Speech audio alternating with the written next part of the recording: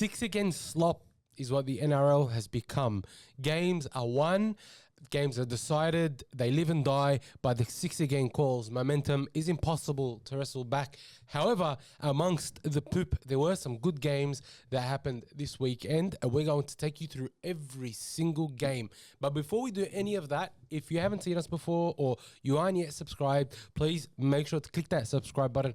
There is a lot of content coming your way, especially with Origin. And at the end of the year, there is the Rugby World Cup, the Rugby League World Cup that we will be following. And with me tonight to review every game, including the 6 against Slop, is my good co-host, Owen 9. How you doing, Owen? I think we'll be going to 15. I think so. And Mr. Zuz Abu Zaatar. How you doing, brother? Not too bad, man.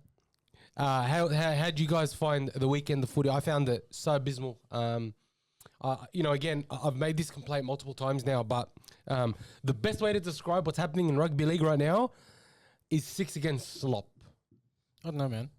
We this time last year complaining about the play of the ball, and the year before we're complaining about the head highs. I think Origin's going to change everything for us. Like getting from round 1 to round 13 when Origin kicks off.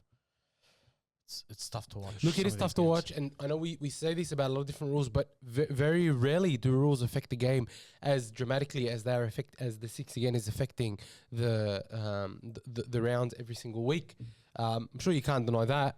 I think the head highs were just as impactful. Like most games, But they were justified. I don't know. It was their interpretation of the head high. Like you could touch someone on the head and you're getting sent to the bin. There were some games with 3-4 sin bins. No. But what I'm saying is that when they brought that in, it was for a reason. It wasn't just like, oh, we're trying to speed up the game. Like they. Well, this is for a reason. This is for sports bet, TAB. Thank you. Or big gambling. Thank you. We don't wear tin hats here. We don't wear tinfoil hats. We are spot on. Dibbo, what are your thoughts? Look, it was probably the way I said it was designed to improve the product, make it more entertaining for more continuous rugby. Like continuous. Like I know you watch rugby union, they got the continuous phases. The only thing I don't like about the 6 again is the consistency. It feels like some sides get it favourably awarded to them, and how easy the refs give it. Like I feel like they don't allow the players enough time. Can I add to that? Go on. It's you mentioned a good point on consistency. It's the difference in refereeing styles between each ref. So, like for example, yesterday Super Saturday we had 3 different games. Yep. All refed very differently as well. Look, you're right. You're never going to get the same sort of refs. I just feel like It's their tolerance, though. I'll watch certain games and it feels like more often than not, it feels like the ref just refs one side. Like he'll penalise that side for laying over the ruck for 1 second, and then the other side will sit there for 3 seconds, and they won't even get penalised. Like, I see that so often, and it's either they got to have they got to slow it down a bit. They want continuous rugby, but I feel like they just give it too easy. They award it too easy. The players are barely getting back to the defensive line before off they go again. I want to know, and I feel like we have a right to know. Who floated these rules, the changes? Who voted for and who voted against? Like who implemented? I want to know who are these faceless people. I demand to know their name, and also demand to know which clubs are they affiliated with. I have to know. I have the right to know. And so do a lot of people. And of course, you might be thinking there's a conspiracy. Bloody F, there's a conspiracy. You look at it's everywhere. It's the same everywhere. Certain people will be following certain clubs that are at management level. And I guarantee you, sometimes it's not done in the best interest of the game. It's probably done in the best interest of who they're affiliated to in the background.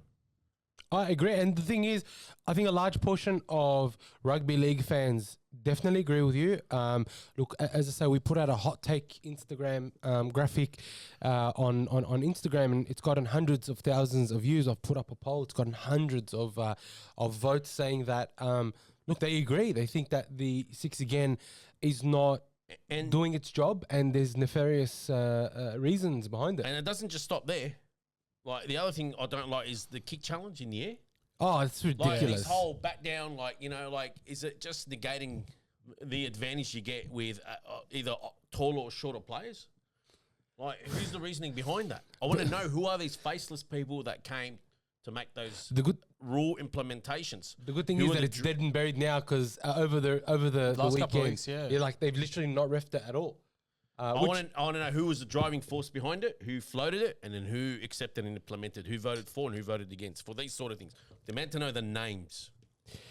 look, we'll get into it a little bit more. At the 6 again slop. I think that's the term we should refer to the rugby league rubbish that we're seeing. It's got to be 6 again slop. Like it's just slop. Like Awarded too easily. way too easily, and it doesn't look like it's going to get any better. I like continuous rugby. Sometimes, like, man, how do you pile on and give them like 8-6 against for like, well, everyone's sitting there.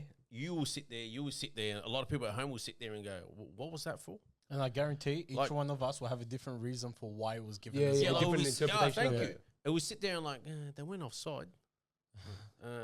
Infringement in the ruck. Where's the infringement? We've watched maybe games- he was holding him down for something. Bro, it was barely a split second. Yeah, we've watched games and that's the exact same discussion. Did he do a leg pull? Did he lay on top? Did he stay there for an extra 2 seconds? Whatever it is. It's just ridiculous how it's awarded. And speaking of that, that actually brings us into our first segment, which is Barry of the Week. What I want you guys to do is tell us what your Barry of the Week was. What was the worst call, worst play, worst decision by someone affiliated with rugby league over the weekend? And let us know your comments or thoughts down below, because we have our own thoughts on what the biggest barrier of the week is, and a lot of it sort of stems from the rubbish that we've been getting from the VR and the from the referees. I'll let you start, Zaatar. What was your barrier of the week? I don't think you could go past Toya's no try that was given as a try. And I was sitting next to you watching it. I was like, it's taken away. And you're like, watch him give it to him. It's the Roosters. They get calls. I was like, come on, man. He's knocked it hard. How often do we joke around National Roosters like year in, year out, and it seems to be them on the majority of the But favourable calls? that one was shocking. Yeah. And the fact that Hane comes out in the press and says, like, the NRL's admitted that they were wrong on the call. What's that going to It's do? like- It's for the same side all the time. I'm pretty sure that was the second try of the game. The same team was And the second, or the third try, the Tedesco try, that was very questionable as well. So, like, they kicked off the game, or may have been the first try. Like, the Roosters' points Second. came on the back of very two. questionable The first calls. two. Yes. The first two. And you can't tell me that's not, doesn't impact momentum, doesn't impact confidence, doesn't impact Everything. the winnability of Yeah, the game. for the everything. Titans. I'll guarantee. I reckon this would have happened. Both those tries would never have been awarded to any other side. Don't care. You know the second try they gave Unless to it was the Tedesco? Broncos. I was happy for that second try to give that was given to Tedesco, right? But I guarantee you, no one else would have got awarded it. I guarantee it. You know that's my problem. A couple of weeks ago, we all saw they were the beneficiary of 2 sin bins and a knock-on try. Oh, that was the National Roosters League. absolutely. We joke about it every week, and you know it's the gift that keeps on giving. And we've seen other tries questioned so, like, scrutinized so deeply about whether there was separation And then with not his awarded. hand and not awarded. Even like, how was that You know not what It's only awarded? them. them. happened It's in only that them that game? gets awarded so quick. Because they replayed that like 5 times, yeah? Like at least 10 And that's times, still actually. quick? No, the bunker replayed that and kept replaying it and giggling to themselves. Yeah. Everyone in that room was just laughing. Watch us award this as a try. And that's what they were doing. They were just And no having one a could do laugh. anything Oh, about what are you it. going to do But about if it was it? other sides to replays, oh yeah, no try. Yeah. Zaatar and I watching the game together, and I go, watch, they're going to give it to him. And he said it. This is what he was mentioning before. And he looked at me like, bro, you're joking. He thought I was like taking the piss, like, yeah, they're going to get it because they're the Roosters. Next minute, it's like, try confirmed. And these guys like, try confirmed? What? Like, it's... And the You know what problem... was very telling, actually, before you continue, is Toya smacked the floor out of frustration That's because right, he yeah. lost the ball. Like, read the body language, people. Oh, it's just like... Yeah, and there was another... What was your barrier of the week? I was going to go to Preston until that happened. Yeah. So that was my barrier of the week. I was going to go Preston, but I didn't want these Then guys that to happened. think You one know, night I'm fan. like, bro, really? Well, actually, my barrier of the week is the Preston call, because if you look at so many situations where players have come in, just like, the thing is, between him kicking and Galvin coming in, I think Passing. it was 4 seconds. No, it wasn't.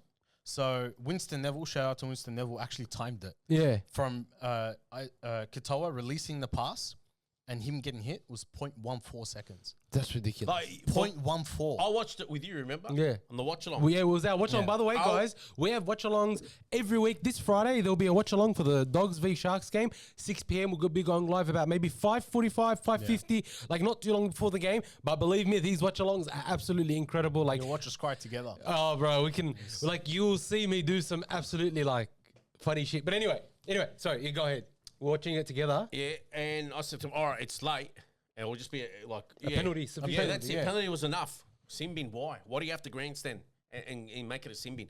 Like, who you trying to appease? Like, It was ridiculous. I feel like these refs are like, it's like they're appeasing someone. Like, bro, why do you need to call him out and then chat to him? There was no need to even call him out. Just say, hey, Jacob, On report.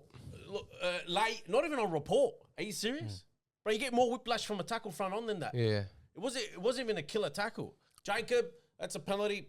You know, keep out of the lates. You do it again, and then we'll put you on report. You know, it's not even. Yeah. It's not even a reportable offence. The problem as well is, like, as Zaatar He mentioned just with got beaten all ends up. That's all. the Roosters Titans game, like, at that point when Preston got sin binned, we weren't winning, but I think the game was still pretty much in the balance. It And wasn't lost. I'm not blaming the loss on this, by the way. I am just 100%. I'm just saying. Hang on a that- sec. He's winning at that stage. Yeah, He's we up were. 12-4. Were we? Were we Yeah. up 12-4? Yeah. What's wrong with you? Oh, No, I think it was 12-10. 14-12. No, he's winning 12-8 or something. Yeah, He's winning. we were winning. You're definitely winning. Point is, I'm not blaming the loss on the sin bin. I'm just saying that it definitely impacted us in a way that we couldn't make up for, especially with the new rules. With the because they kept, bro, how many 6 against they get on the 4th or 5th tackle? everything. I was just like, what the hell's going on? That's what I mean. Why is it, you know, and I look at it, the more I look at it, the more like, how come they got awarded and Canterbury didn't get awarded? It's either don't award any or Yeah. award both. Yeah, we had all the running in the first And half. it's Grant Atkins. Grant Atkins, I feel like he's one of the worst culprits in terms of consistency. He used to be my favorite ref. He He's was the like- best, yeah. He's had a And massive then fall of since the grace. 6 again thing has started, I think my problem with Grant Atkins is I feel like he's trying to be too. assertive. No, it's not about being too tries to assertive. be- he tries to He's assert trying himself. to be like too much to the letter of the law about giving 6 against. He's not using discretion. He's just giving it. Like, But he's not giving it for both sides. That's my problem. He does it every well, game. the thing is, in the first half, he was doing it for the Bulldogs. We just couldn't capitalize. But then he started. That was earned. I don't think They so. were Gold Coast. I mean, we always call them Gold Coast. Redcliffe, they came out very sluggish, very slow. Yeah. They came out with no energy. very poor. He reffed them back into the game. Look, I don't disagree He with that. reffed them back in the game and gave them a leg up, and from there they grew. Look, the Bulldogs have a lot of problems. Have it I from a think. neutral. I was watching that game. Like, yes, Canterbury should have probably scored another 2 tries at the least in that first half, but they grew a leg. Yeah. He kept them in the game and then Guys, carried them. that Simbin, like, they're very. Anyway, look, we're going to talk about this game in depth, so just He stick reffed around. he's out of the game. Just stick around. All right, our next segment is Defensive Player of the Week. I got my one. And there are actually quite quite a good number of defensive plays. I actually have a very good twist on this, but I'll start with you, Hassan. What was your defensive play of the week? I've gone. There was a few good tackles this week, but I was going. As much as I hate to say it, and as much as it hurts me to say it, but I'm going to give it to Manly for that 10-minute, especially that 10-minute period where Wakeham got sent to the bin. Even Wakeham's come back well since. Yeah, but like Credit them to him. defending 10 minutes, man down, Yeah, and fantastic. like they were tested a couple of times in that 10-minute period, but they held their own and they went on from that period. They grew multiple legs after that because they went on to keep the Broncos to 4 points. It was so Which is impressive. unheard of. Yeah, it was so impressive. My defensive player of the week, same game. And it's a throwback as to how footy used to be done defensively. Reece Walsh on the fly, Hamale Ala Kawatu front on, and absolutely picked him up. And it was like a speed, boom. Yeah, Do you remember that dropped tackle? him. Yeah, What a tackle. Remind me of the throwback of Trevor Gilmeister. Laurie Daly with Wait, Walsh did that to Alakawatu? No, other way around. did that. Yeah, that was. I was like, he didn't get him back, did he? No, that was a beautiful tackle. That's Wow, it was how a beautiful rugby tackle. league used to be played textbook. If you watch those highlights instead of That was a Origin, beautiful tackle. man, Laurie Daly would pull off those hits. Like even the big men would do those smashing tackles. E.T., Chief, the Queenslanders. That's how rugby league should be played. Even the early 2000s and like late early He 2000s, nailed bro, the way the tackles were made. He nailed him. So That will all come back. The more they police the game, My defensive player of the week is Connor Tracy. I thought you were going to say Tyrell Sloan's try saver. But anyways, Paul Tyrell. I have to give it to him. For me, 0-4. bro, honestly, Almost 0-10, but Like- 0-4. I know we try and give good defensive I plays. watched it with you. Remember, you ask him what I was saying about Tracy. What did I call him? I was watching The it. second coming of Clint Gutherson. I go, not one fullback's tackle did he pull off. Gutherson in one game, I think, was 0-7, and all 7 tries came. They end up losing that game against Melbourne. This guy 0-4 or 0-5. Bro, However you saw it. Some people say it was 0-4. If he should have made all 4 of those tackles. The scoreline could be a lot more different. I'm happy for him to make 2 of those tackles. Hell no, they were all they weren't even difficult. That's what burns me. Yeah, my issue was that he didn't even commit to the tackle. Not any of them. And not like commit and got his man wrong, but he just It was just a half-hearted Like- attempt. Not even half-hearted. It was like probably Less than half-hearted. less even yeah. a quarter. The thing is, that tackle that like was the dreadful. Selwyn Cobbo attempted tackle. Not Right? just I can't even say there was an attempted tackle. Why are you going high on a guy taller than you, bigger than you, faster than you, And more laziest. athletic than you, and one of the laziest players in the game, and you went high for him? You're grabbing it. What the hell are you doing, bro? Oh, that burnt me. And the problem is, like, why I'm saying this about Tracy, it's because, bro, the dude has been so poor for us over the last few weeks. Like, positional play, defensive, like, he played really well Is he playing injured? against, no.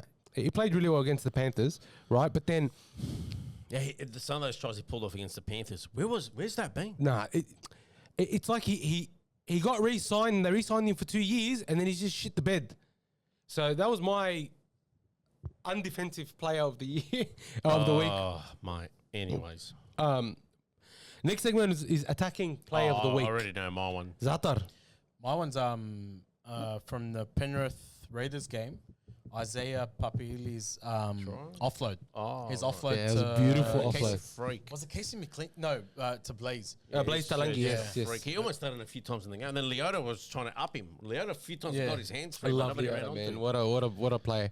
There was some good attacking efforts this week. Like Cleary destroyed Canberra pretty much single-handedly, you could say. Bro, he scored. I had him as my captain. He scored me 280 points on Wow, Supercoach. phenomenal. Like Warbrick, he Oh, was that great. catch and try was beautiful. A couple of them. South Sydney, they scored that try that who made the try? Braden Trindle made the try save on Johnson, but they scored 1 play later. Oh, yes. That could have been, but They were great. You can't go past Greg Marju. Just he 5 stampeded tries, on yes. on that wing. They should have had Tui Pilato when he came on facing up against him, and a poor coaching error didn't put Tui Pilato on that side because Sedu 2 was up to getting steamrolled against Marju. Tui Pilato's hard to. Can I just say something though? Yeah. I know this is going to sound like a bit of a cop out, but I felt like having Clint Gutherson in the centres couldn't really defend. didn't help Situ. Valentine Holmes dreadful. Oh, what the hell was he Can't doing? defend all of a sudden. But Does he go to the wing now? But do you guys agree with me? Clint Gutherson was really poor at centre. Yeah, Yeah, that he was side, poor, but like I'm not he going was to fault always- Dean Young for that because he brought Terrell Sloan into the fullback. Oh no, I'm Man, not. Terrell didn't stop trying, man. But He had a blinder in my bro, opinion. how hard is? But you know when you're getting hammered, like, He kept trying. Like, man, he dude, saved a few tries. There was Yeah, that one yeah. he pulled off. yes. Like, No, wow. I'm not saying it's anyone's fault. I'm just saying that Clint Gutherson at centre. I'm not saying it's anyone's fault. I just thought that. His first game since 2018 as well. I just thought that, man. Like, it wasn't Setu 2 that you blame for those 5 tries. He's definitely to blame, but he wasn't the only one. Like, it's you know how, like, do you remember that game against Sharks against Manly where Talakai like scored 5 tries on Morgan Harper? That was Morgan Harper just being shit. Oh, Yeah. he steamrolled. This game, it was like Setu 2 didn't stop trying. Like, I felt like the only person or the only players in the Dragons team that showed any sense of making something was Setu 2 and Terrell Sloan. I'll tell you what I liked about during the game. Terrell Sloan, and I like this, and I hope they re-sign him. He got annoyed at Cade Reid. Cade went the blind. I think he kicked or something. And Terrell went over and got annoyed in that. We had the player and he was telling him off. I love that. You know why? Because it tells me that he's got the confidence to tell Cade Reid off. Because him and Cade have played together like the last year and a half, like lower grades and that. So there's some chemistry there between him, Cade, Hamish, the Couchmans, Egan. The Eagle came back. You got Loco, you got Halangahu. Just you Yeah, know, but I mean, bro, you're playing like a professional I sport. love that. Like Creator did the same thing to Galvin. You know, But I was so glad to see Latrell open his mouth. I mean, not Latrell, Tyrell open his mouth and get upset about something. Good. Yeah. I was so heartened to see that. I really hope. There's been talk that they're going to re-sign him. I hope they do, man. I hope they don't. I hope the doggies do. I genuinely think. You can have your much vaunted juniors he's always talk about. What juniors, cuz? Oh, I've heard he's outta- got good get outta juniors. He's here, won bro. fleek a few years ago. Anyway. Where are your fleeks? My What happened to those guys 2 years ago that won fleek? Where are they? none of them. I think honestly, What a did lot you of do are with gone. them? We've still 2, got 3 Logan years ago? Spinks. We've got AJ Jones. He was in the flag. Okay. He's got players. No. I don't know where Cooper Toy came from. They got Eamon Fitzgibbon. I don't know. They got him. A lot of the guys that were there have left. Why? Two of the props, the vaunted props, they went to the Roosters. He's gone. Cassius Tier's gone. Oh no, but he played New Your South Wales fleek Cup. won 3 years ago. Then your SG Ball made the grand final 2 years ago. Yeah, then we got Mitch Woods coming through. He's playing New South Wales Cup. But anyway, you should have at least a half a dozen to a dozen of those guys. we don't, unfortunately. My attacking play of the week was. I actually forgot what my attacking play You were was. going to say the Dogs try in the corner? What dog's trying to Second score? one, remember that? Nah, that was That a was a rubbish- nice piece of attack. That was just How lucky. good was that? Nah, Bullshit, yeah, that was lucky. That was lucky, bro. Bro, that's what they got to do more often. That was just Bro, lucky. that wasn't the blind play. That was them playing how they should. There was no close my eyes and Hail Mary. No. They had the awareness to throw it. Their teammates had the awareness to be there and call it. That's how they should be. Elmo's still deciding. Yeah, I actually don't remember. There was one I had in my mind, but I can't remember what it was now. Manly? What game? Oh, sorry, it was mainly it was the Siwa Taukeaho try. Oh, that was gutsy as gutsy can be. Bro, like Wow. for him to score that try, That was a good shot. yeah, for him to score that try while you broke both his tibia and his fibia. Bro, can you imagine the excruciating pain you're in while you're scoring that try? He still managed to get the ball down for his team. That was a crucial point in the game too, huh? What's It wasn't- is it true he was retiring this year? Well, the thing is, injuries like this are hard to come back from at It's the a best tibia of and times. fibia, Yeah. yeah. You know what I mean? So I don't think he'll play again. Which is so disappointing because I thought he was having a decent season. But it was. Yeah, but just for him to, to score that try while all that was happening for me is, I think that deserves the attacking play of the week because, my God, I don't know how many players would have scored that, to be honest. Usual culprits. All right, so they were the attacking plays of the week. We're going to do our tip reviews. So you called the Dolphins. Yeah. We called the Dogs. Mm-hmm. Then we all tipped the Roosters. Yep. We were all right. We all tipped the Cowboys. Yep. We were all wrong. I tipped the Knights. You tipped the Knights. You tipped the Dragons. How do you let him sit at our table? Like, bro, stop tipping him. Bro, you're not allowed to tip him this week. I'm not. I won't. Mate, did you see what... I don't gamble, none of us do, but did you see what the odds are? $1.04 for the Penrith and $13 for the Dragons. I don't think I've ever seen it that much in my life. Have you ever seen $1.01? The closest would have been the Roosters last year in game 2 against Penrith. They were like $10 and they won. Oh, that's still... that is insane. Anyway, continuing on.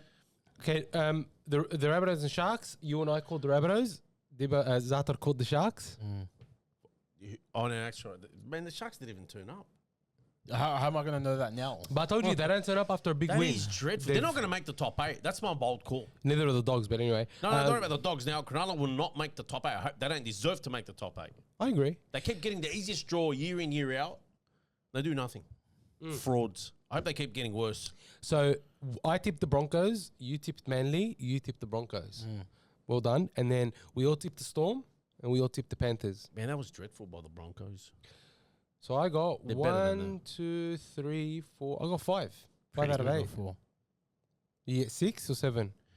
You only got 6. Yeah. Who did I get wrong? I don't even know why I tipped Manly. Did I tip Manly? Yeah, you did. Jeez, I don't remember. So I got you got Cowboys and... Oh, yeah, no, you got 7 out of 8. fluke. You only got the Cowboys wrong. Fluke. This is why you're running. Who tips Dragons week in, week out? I didn't tip him last time. I got This to was the tip. first time I don't tip them. I reckon there's probably about an 8-point difference between us, and the difference is I don't tip the Dragons. Dragons. I think I've tipped the Dragons every single week. Bro, last year I won the work tipping comp, right? And I was like, everyone was like asking me, "Oh, how'd you win?" I'm like, "Bro, I didn't tip the Dragons." And the year before, because I went overseas, I missed like about 3 weeks of tipping. Yeah. And I ended up finishing third, like only a few points behind first. So really, I reckon I would have won it with ease. Same thing. I never used to tip the Dragons. Easiest thing to do.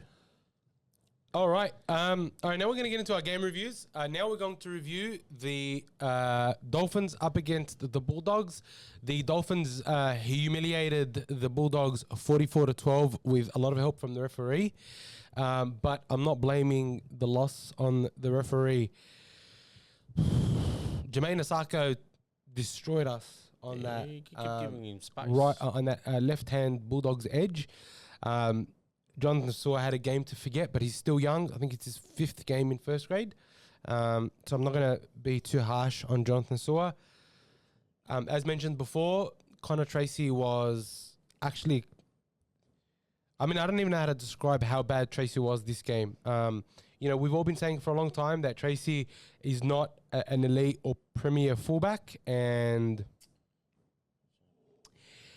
I think this is all becoming a bit painfully obvious now that just like Montoya can't stay on the wing, I think Tracy can't stay at fullback. I'd go 2 people ahead of him. Sura and Cherry also had a shocking game. I'd stick with it. I'd stick with your wingers you got at the moment. Go ahead, still stick with them. Your Your back 5. Well, before you, I just want to say something. So Tracy attempted 8 tackles. Yeah, he had 5 missed and 1 ineffective. So he only made 2 of his 8 tackles. 5 of those, I think, if not 4 of them, led to tries. Yeah. Which, quite frankly, for a fullback, you know, if you offered the inverse where your attack was excellent, you could probably say that's fine. But you don't, like, he's not offering anything at the moment. Connor Tracy. I don't care. You want to say it's harsh. You want to say it's this. You want to say it's that. That's it's fine. not, tell you what, because I'm not going to say it's harsh, because you weren't. You were still well in the game and he was doing those errors. You were still, at times, he was on the front foot, or like it was even, it was precarious, like it was an even positioning. Yeah. And they were tackles he should have made, and he missed those tackles. They then put you on the back foot. He makes those tackles. Who knows what happens? Yeah. It's not just him. Sura missed 5 tackles and Cherry missed 3 tackles. Yeah, but I'll tell you now, two or three of Sua's, they were him coming to try to make that try saver. Like, he was outstretched. Like, there was 1 or 2 of them he should have made. Yeah, his ones were way more difficult than what Tracy was having to deal with. Like, sitting at home, like, who do you think was the Canterbury's best? Canterbury's best? Yeah, like, I mean, Elmo turned after the game, and I think, you know, So there was 2 players. I thought Leo Thompson, AJ Jones, in our forwards. Yeah, we said Leo, and I think we said Haywood. No, we said Jones. No, did we? Yeah. I said Leo, and I said Haywood was probably a better I thought two. Haywood was good as well. He was very good. He was trying to change it up. Yeah. He took some darts. I want to see more of that. Yeah. But honestly, Leo, I think when me and Elmo were like, you know what, Leo, because eventually they were just on the back foot, and Leo was just holding his own. I think, to be honest, That was very heartening to see. He's just like 3rd game back. 4th now. 4th, like say it's probably 2 or 3 proper games he's had. Like, but he was your standout. Yeah. Honestly, like, So I think this whole game, I actually, for the first time in a long time, actually agree with almost everything Serraldo said post-game. So just right off the top, it's obviously not the reffing that lost us the game. Like, our discipline has been disgusting the whole year. And we've gotten to a point where I actually don't care if we score points. Like, I don't care if we win a game 6-0 or 4-0, but we've shifted completely away from the identity we built over the last couple of years, where we could go 3-4 sets on our line and defend an error that we've made, right? We could defend an error, keep the opposition to 0, keep them to a try, keep them to 2 tries, and we'll eventually not blow them out of the park or anything, but we'll score a couple tries at the end of the game, right? We've shifted completely away from that. We're not even anywhere near that. But the biggest thing for me was We had a block of possession for the first 25 minutes, and errors really hurt us there. We didn't capitalize on all the opportunity, but we saw better attacking shape. Like Salmon didn't come in, fourth tackle, third tackle, and try to play out the back or do anything silly. He ran, and we used him like a forward. Yeah. And when you ran like a forward, he scored a try. Yeah. Our halves were getting the ball off first receiver straight from Bailey Haywood, and our shape was looking okay. It wasn't fantastic. It's not going to blow anyone out of the water, but it was good. And the whistle, I kind of agree with Dibbo, like as in Dolphins were sloppy for that first 20 minutes. Like we weren't throwing any crazy shape, but they were sloppy, like leaving their mark early or whatever. We got a couple of 6 agains out of it. We didn't capitalize too much, but you can't sit here and tell me from the 25th minute to the 70th minute that the Dolphins were perfect, because we lost that penalty count 11-2. For over 50 minutes of the game, there is no chance in the world that the Dolphins were completely onside every single time. They didn't lay in the ruck a second too long. Especially when it's so... They were square consistently. Yeah, especially when it's so...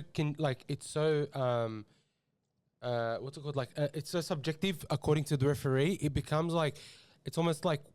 Is there a bias that starts to build in the referee's mind where he starts leaning a particular way? Is it a psychological thing? Like, because as you say... there's no way we were that bad, and there was no way that they were that good. The story's always somewhere in the middle. Like, I'm not saying we were great, but the absolute deluge of possession that the referee gave the Dolphins would break any team, especially with a Dolphins team that can attack so well, and with so much speed. So that was the thing for me. I think the other thing, like, the Bulldogs just look like they're playing with no confidence. Zero confidence, always trying to throw the Hail Mary, always trying to win or score on every single play. And I feel like the only player in the whole team that's playing with any type of patience and with any sort of set play mentality is Galvin. Everyone else is just doing their own thing. I strongly disagree. I don't care if you disagree. I'm giving you my opinion. I'm just saying that. I'm just saying I strongly disagree. I thought Galvin had a shock of this game as well. They all did. They all did, and when you keep changing, like he changed, he's had a new halves partner. I'm not sure what his role was. Was he 5'8" now? Was he 7? Like, that's the thing. I wasn't sure what role Galvin was playing, because I felt like Galvin was a lot less involved this game when it got to the crunch.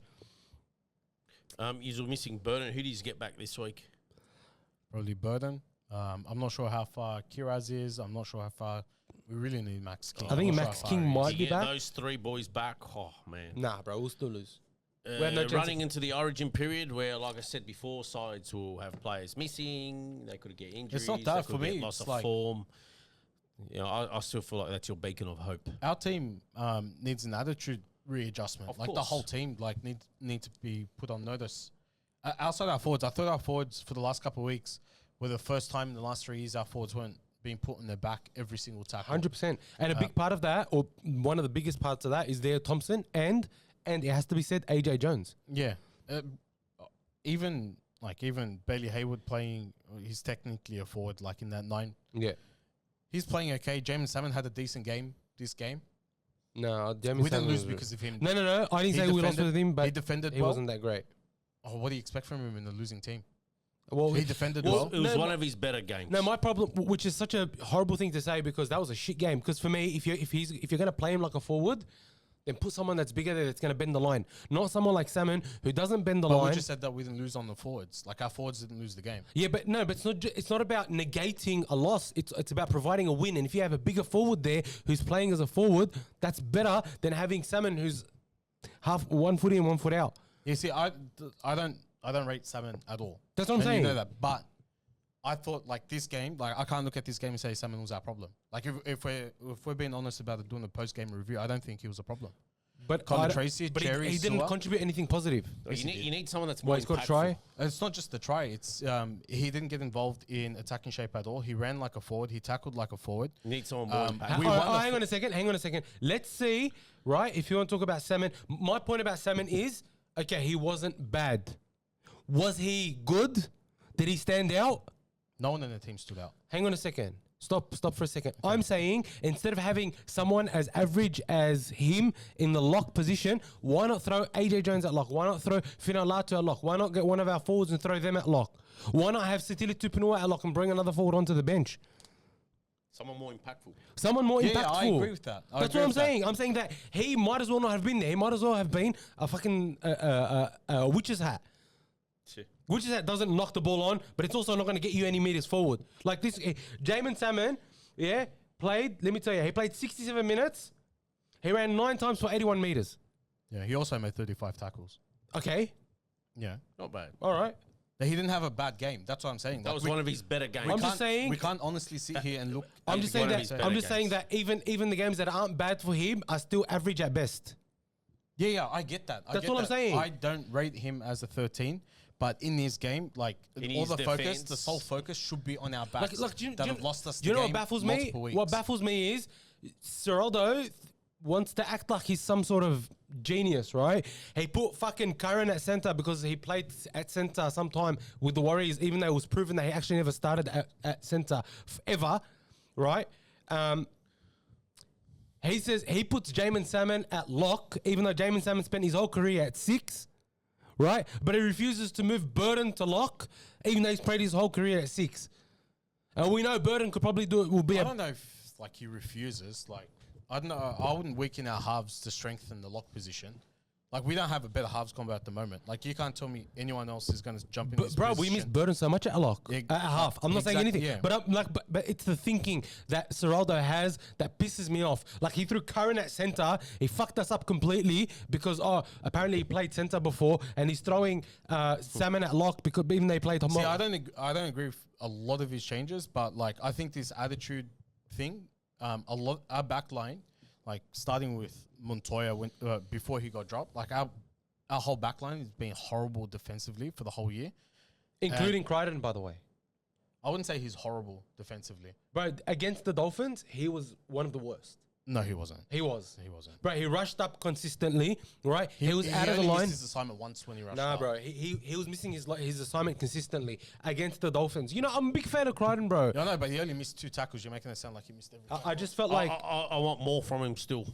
Obviously, he's going in the right direction. Like it was an improvement on his game before. But obviously, he was more involved. I thought he was taking more runs. They need a lot more. He still can't run. He still can't fend. They still need a lot. Still can't fend. They still need a lot more. And even when he's tackling in defense, he's turning into his other right. shoulder. That's right. That's to be honest, in our back line, our 1 needs to go, our 2 needs to go, our 3 needs to go. The only one that stays is Tuala and Crichton.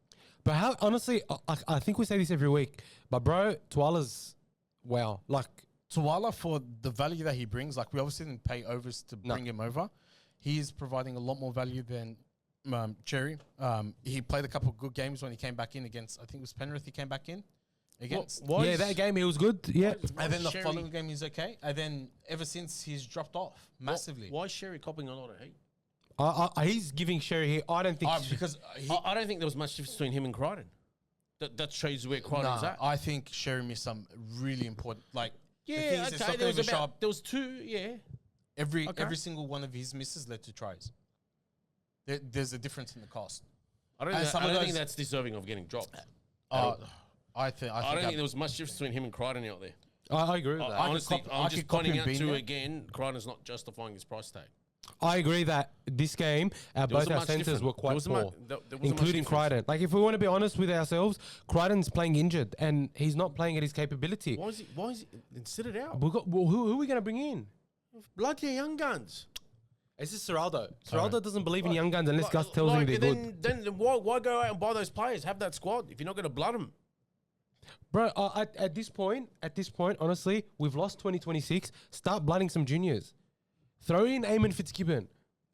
Throw in Cooper Toy. You took them with you. Throw in Jed Reardon. You took them with you to Vegas for a reason. Throw them in. Throw them in.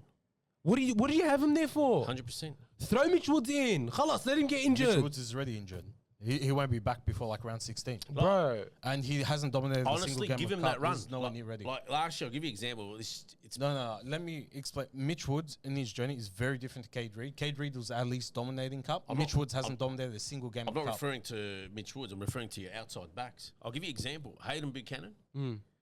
Sure, it doesn't set the world alight, but can defend. And look at the Dragons' problem at the moment in the centres. No one can seem to defend. No Holmes, no Gutherson, no Sully. No one can defend at all. I mean, Buchanan's not going to set the world alight in attack. But he can defend. He's not going to... Man, they were getting stampeded. Like, that was some embarrassing misses. But because this guy's already played...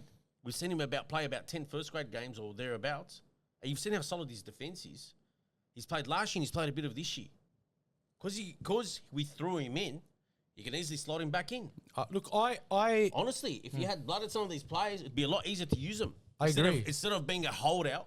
Yeah, I hate how that's the there's issue we such- had with Sua. I hate how some of these coaches are such holdouts. and look, It's Sua had alright. one bad game, and apparently he's going to drop him back for Montoya. What? All right. Didn't Montoya play what was centre at the Warriors for about 2 years? His main role was centre. So what was wrong with him playing centre at the Warriors and not at the Dogs? I don't get it. Can't you just throw him in the centres if your player's playing injured? It doesn't fit into. Tuala can play centre. Does Rinakam and Sua play centre? Do any of them play? I think No. Sua does. Okay. Sua can play centre, You got a few options there. What's the holdout? I don't get it. but I think Why are these guys such holdouts? I don't Playing a know. player injured. Like I would bring Rinakama in, but for who I don't know. Like I don't think you should drop Jonathan Sua or Bronson Sherry because Jonathan Sua he had a bad game, but he's 4 games See- in. Why does Tracy get the okay? You can continue No, I think playing. Tracy needs to go as See, well. see how detrimental it So is? Kate Dykes actually played New South Wales Cup at Is he- fullback. Okay, Yeah, how'd he got go? moved to fullback. He got moved to fullback, and I think specifically We for got this pumped. reason. And he played on the weekend? Yeah, And he went all right? we get pumped. Yeah, we got pumped. All right. But see how detrimental it is holding players back and not giving them, thinking, he's not ready. Bro, Ah, it's he's the not worst thing ready. you can Ah, do. He's not It's ready. the worst thing and you then can play me a prop in the centres. I'm talking about Curran. So see how Prop. detrimental it is when you're a holdout? We if you actually- had put these guys in where they had a average game, poor game, good game, they've got that game or couple of games or half a dozen games under their belt. They're not going to be as daunted or as phased coming back and having, for example, Crichton's, we need to rest him, he's playing injured. They won't be as daunted playing this week. See, the problem is Such holdouts, man. we literally have zero depth, zero experience. Like Man, I swear, you our never see depth is this. so I bad. think our forwards are You covered. never see this happen in other codes. I'm talking about our back line. Our forwards, we actually have great forwards now. Like Yeah. for the next couple of years, I think our forwards are covered. Yeah. Like as long as we have Tupanua, They are. Thompson, Jones, Harry Hayes. You throw Hughes in it because I don't think Hughes has been going. bad other than his penalties. Yeah, we keep got going. we got Todd, we got Thank you, Underhill. yep. We got Fina Latu. And there's Spinks others as well. And there's, Spinks. you got this big Polynesian boy. I forgot his name. Anyways, but he's got plenty Yeah. coming through, even your fleague. Yeah.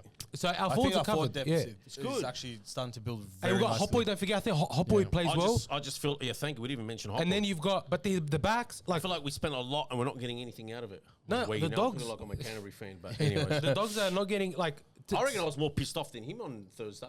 I was more vocal, I was just devastated because our backline, like the fact that we have filled up our cap and this is our backline, shows that we're actually so far away from being premiership threat. Like, this is supposed to be the continuing the build, but I still- think we're going to need a rebuild after the rebuild. I still have hope that you can turn it around. Like, I'm telling you, his origin, that period of 6 weeks, if you can drag three or four wins, come back and thank me, or thank me. Come back and give me credit for keeping. hope. I'll give you credit straight away, but I think we're done for the season. I'm but not if we saying don't win too this early. week, I don't know where our next For one a comes side from. that's 3-6 and only 2 wins outside the top 8, too early. Look, I don't care about the top 8. I want to see a performance that me as a fan can say that's my team, because right now they're trying hard for nothing. And Who they got this week? Sharks in Magic Round, they're going to put 50 on us. No, hang on a sec. He's get Birdo back this week. Anyone else? Obviously, Kickout's Maybe gone. King, All right, but that's, how long's it's- Kickout out for? 3 months. Anyone else out from your Kiraz? Turpin, he's out for 3 months. Don't worry about Turpin. Okay, Kickout, Kiraz, and King, Birdo. man. King. Man comes back this week. Yeah. All right, man's a good addict. And Kiraz, no sign. No, he's round 13. So you have some injuries No. to keep. No playing. excuses, bro. That There are doesn't get teams, mentioned. bro. There are teams with much but- worse injury crises that aren't complaining, Okay. and they're winning. See, all right, King, Kiraz, Burden's back, and Man's back this week. Yeah. So King and Kiraz, am I right in saying they'll both be back in about 2 weeks' time to be safe? Both. They'll come back after the bye, after the Magic Round, after the bye. Okay, 2 weeks. Yeah, Yeah. they'll both be back. Beauty. They'll So both be perfect timing for start of origin period, right? Good. All right, good. I don't think that's a. Like I said, in that 6 week period, if you can jag 3 or 4 wins, We're starting to. My problem is that we've won 3 games. One of them, yes, was against the Panthers. The other one was against the really poor Raiders by 1 point. I think, and the other one was that's against harsh. the Dragons, right? I don't think the Raiders played poor that night. That was a night that was absolutely Yeah, pouring it down was- rain. but- That was a but- good That was a game. good win. That was was a good Tracy. win. Tracy's best game all year. Yeah. That was Tracy's performance. But still, Where has that been? it still stands that we should have been better and we weren't. And why I'm saying that is because it sort of feeds into everything else that we've seen this year. The Panthers game, I don't know, it's an anomaly. But everything else shows that our problems are persisting from last year. We've won 4 out of the last, I think, 14 games.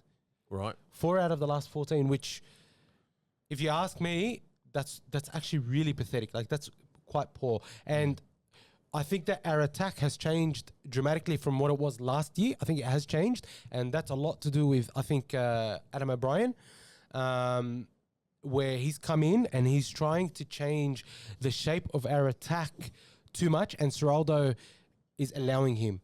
Because even if you look back last year, Sexton and Burton would often say that Jason Taylor was their go-to and was a man that did all the attacking shape. He's the one that did all the attacking plays. We and ranked like 13th last year for attack. I think that's a shallow take.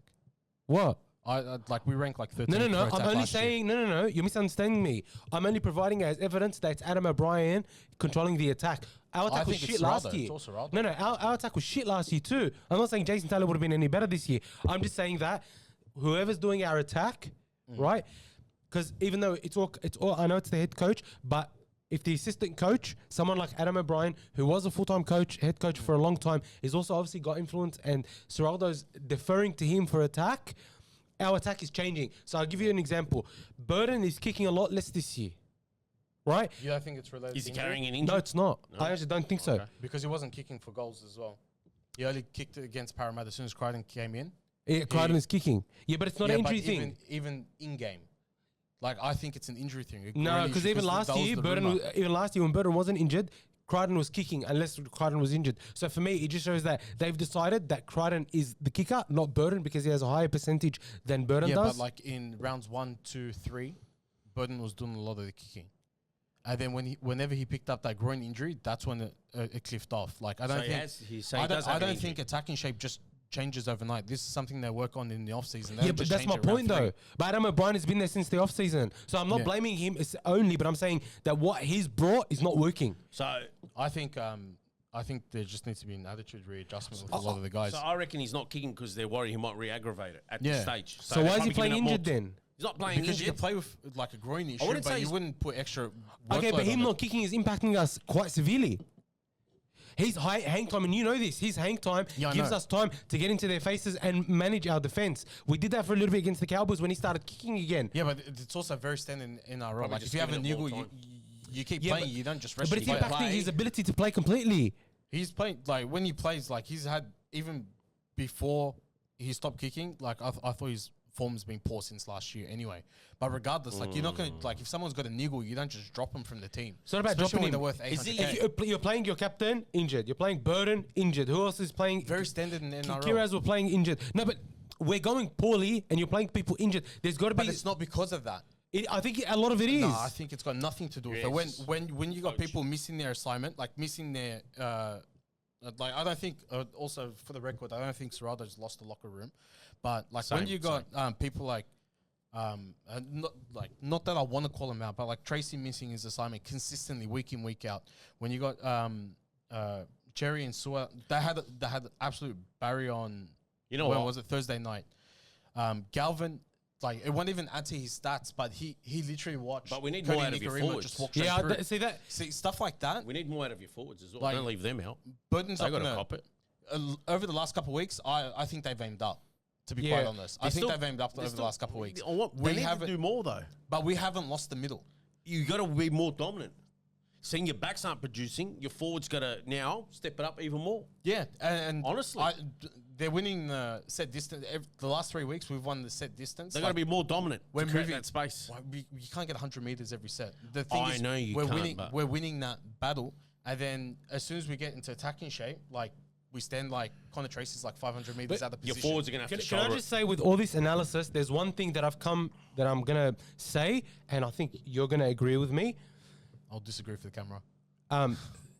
what's going wrong with the Bulldogs now is it's not strategy, it's not capability, it's not injury. I know we're discussing all these things that are little minutiae of what's going on at the Bulldogs, but it is attitude. I will die on this hill. It is their attitude and attitude alone. If they turn the attitude around, we will win 5-6 in a row.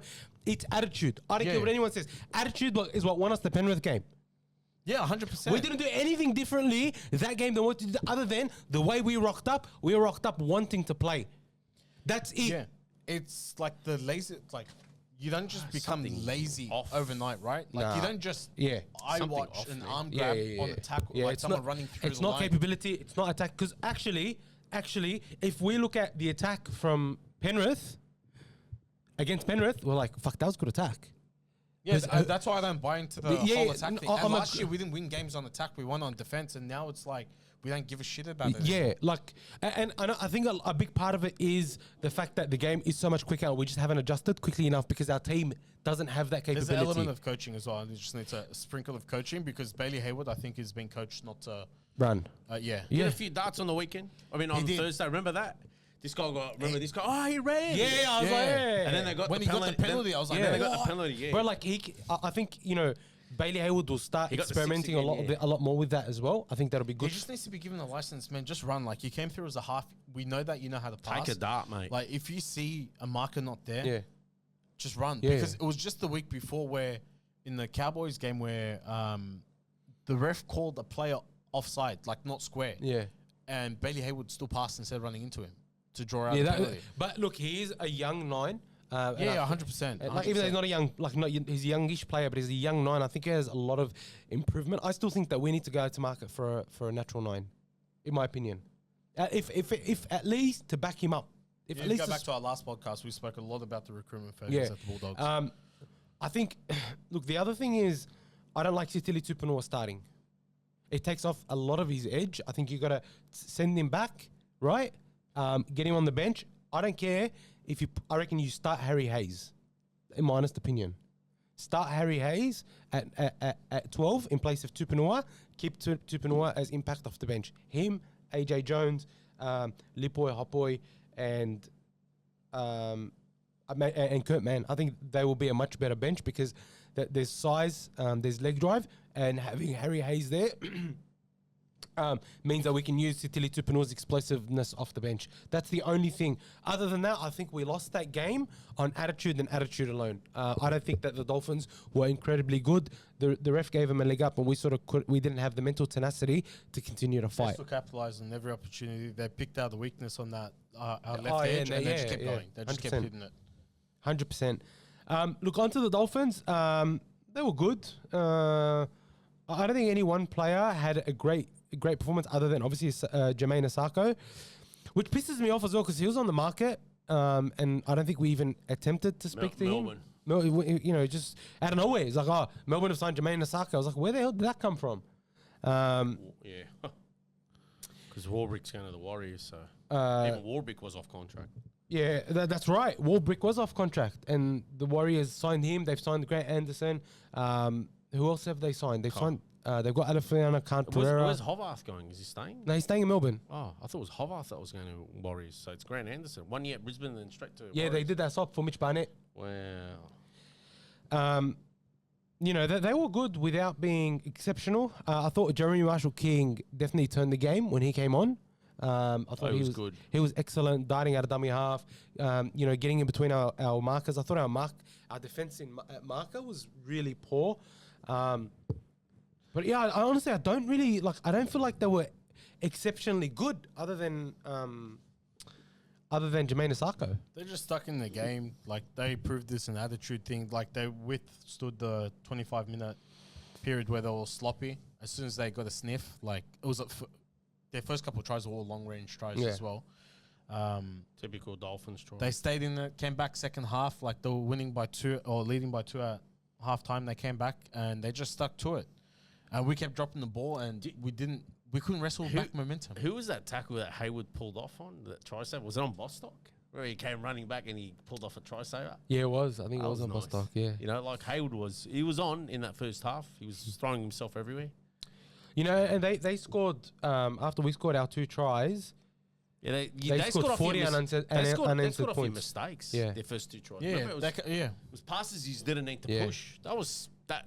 That's a coach. Yeah, I job. remember that one tap on from Galvin. Didn't That need to was go. didn't need to happen at all, and we don't have the speed to chase But we them. used to be able to clean that up. We used not necessarily speed because we ended up stopping that. It was on the next play. We used to have our line set, and like credit to the guys, most of them were back there, and the line was pretty set. It just didn't shift fast enough to the right or slide fast enough anyway. But we used to be able to withstand that Used to. last year, which tells me it's an attitude thing, man. Yeah, I know. I'm telling you, I'm going to die on this hill that no matter how much shit we talk, I think it's genuinely an attitude and a coaching thing. Yeah, It's Good, not a- like. To be quite honest, I don't think we've got the flashiest 17, and I think we've got like one of the lower rated spines in the comp. I But think like you can win a lot of games just on that. which spine is worse than the Bulldog spine? Oh, Dragons to begin with. Oh yeah, sorry. The Dragons are making us look good right now. There's probably other spines we can analyze and might pick out. The only one I think of is what, Titans. Yeah, Manly? maybe Titans, but even Titans there, maybe. Nah, Manly's got it all right. Actually, Manly's nothing crash hot either. I take Fogarty. And you Turbo, got, Fogarty. Turbo's not even there in their wing. no, Cola. Like, Bro, I'll take Collar over Like, you Turbo. got Cooler, but then who's their hooker? Yeah, they're Wakeham Wakeham. and Simpkins. Like they got makeshift hookers. they're in a mad purple patch Like, at it's the just moment. crazy. Like even Fogarty's not playing, and Yeah. it's all like Brooks is there. They're ever present. See? Attitude. Yeah, definitely out of It is attitude. Oh man, that Manly side. Wow. Look, I don't know how we beat the Sharks this week. Sharks are sort of very similar to Don't worry us. about that Friday, brother. Yeah, I want to see the Sharks line up, and then your line up, and then it is up in the air who I'm Blake going to. I'm Brady's just out. telling you now, it's up in the air who I'm. break Brayley's out, but apparently they're going to contest that. Yeah, they could go contest It's all up in. their Well, lives. if he's out, that's a massive out. Yeah. Because he's there beating heart. Honestly, if I'm gonna. Well, we'll see what the lineups are, but I'm telling you, it's up in the air. who I'm But gonna they're tip. saying Well, Serraldo, the one I was alluding to it at the start before I got sidetracked and we are talking about other stuff. When I actually agreed to Serraldo, he called out the refereeing. He called out our forwards for actually doing their job. And the third thing is he alluded to the fact that he's going to be making changes in the back line and he's going to be looking at New South Wales Cup. And you kind of already said it. And Anyway. then brings back his favourite. Kade Dykes moved from 6 to fullback to play New South Wales Cup. I like to see how And he I does. think we're going to see some changes this week. But if And I actually think Logan Spinks was set to debut, but we got pumped. That's Yeah. what you said in the podcast. Yeah. Or on the live watch long. Is Kade Dykes a whippet? It's a lot quicker than Tracy. Is he? yeah, he's Okay. quicker. Then he might be playing. It might not be crash hot. I mean, expect I always errors, look but I'm always Yeah, I'm not to expecting- support the I'm actually junior. looking forward to 4 o'clock Tuesday, which I do all the time anyway, to see everyone's lineups. You know. Yeah, and make sure you join us The thing Tuesdays. is, Tuesday nights at 8 p.m. we go live. We talk about so many different things that are happening in the game, as well as team selections. So make sure you subscribe so you don't miss out. Click the bell icon as well, because that's when you get the notifications. Yeah, sorry. I hope Cleary gets a week off this week. Oh no, I need him to put like 400 on the Dragons. I swear to God. What's the highest ever fantasy score? Does anyone know? I think Greg Marjorie 202. You got When?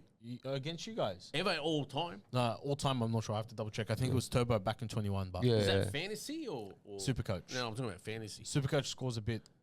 higher than Yeah. fantasy. Ah, right.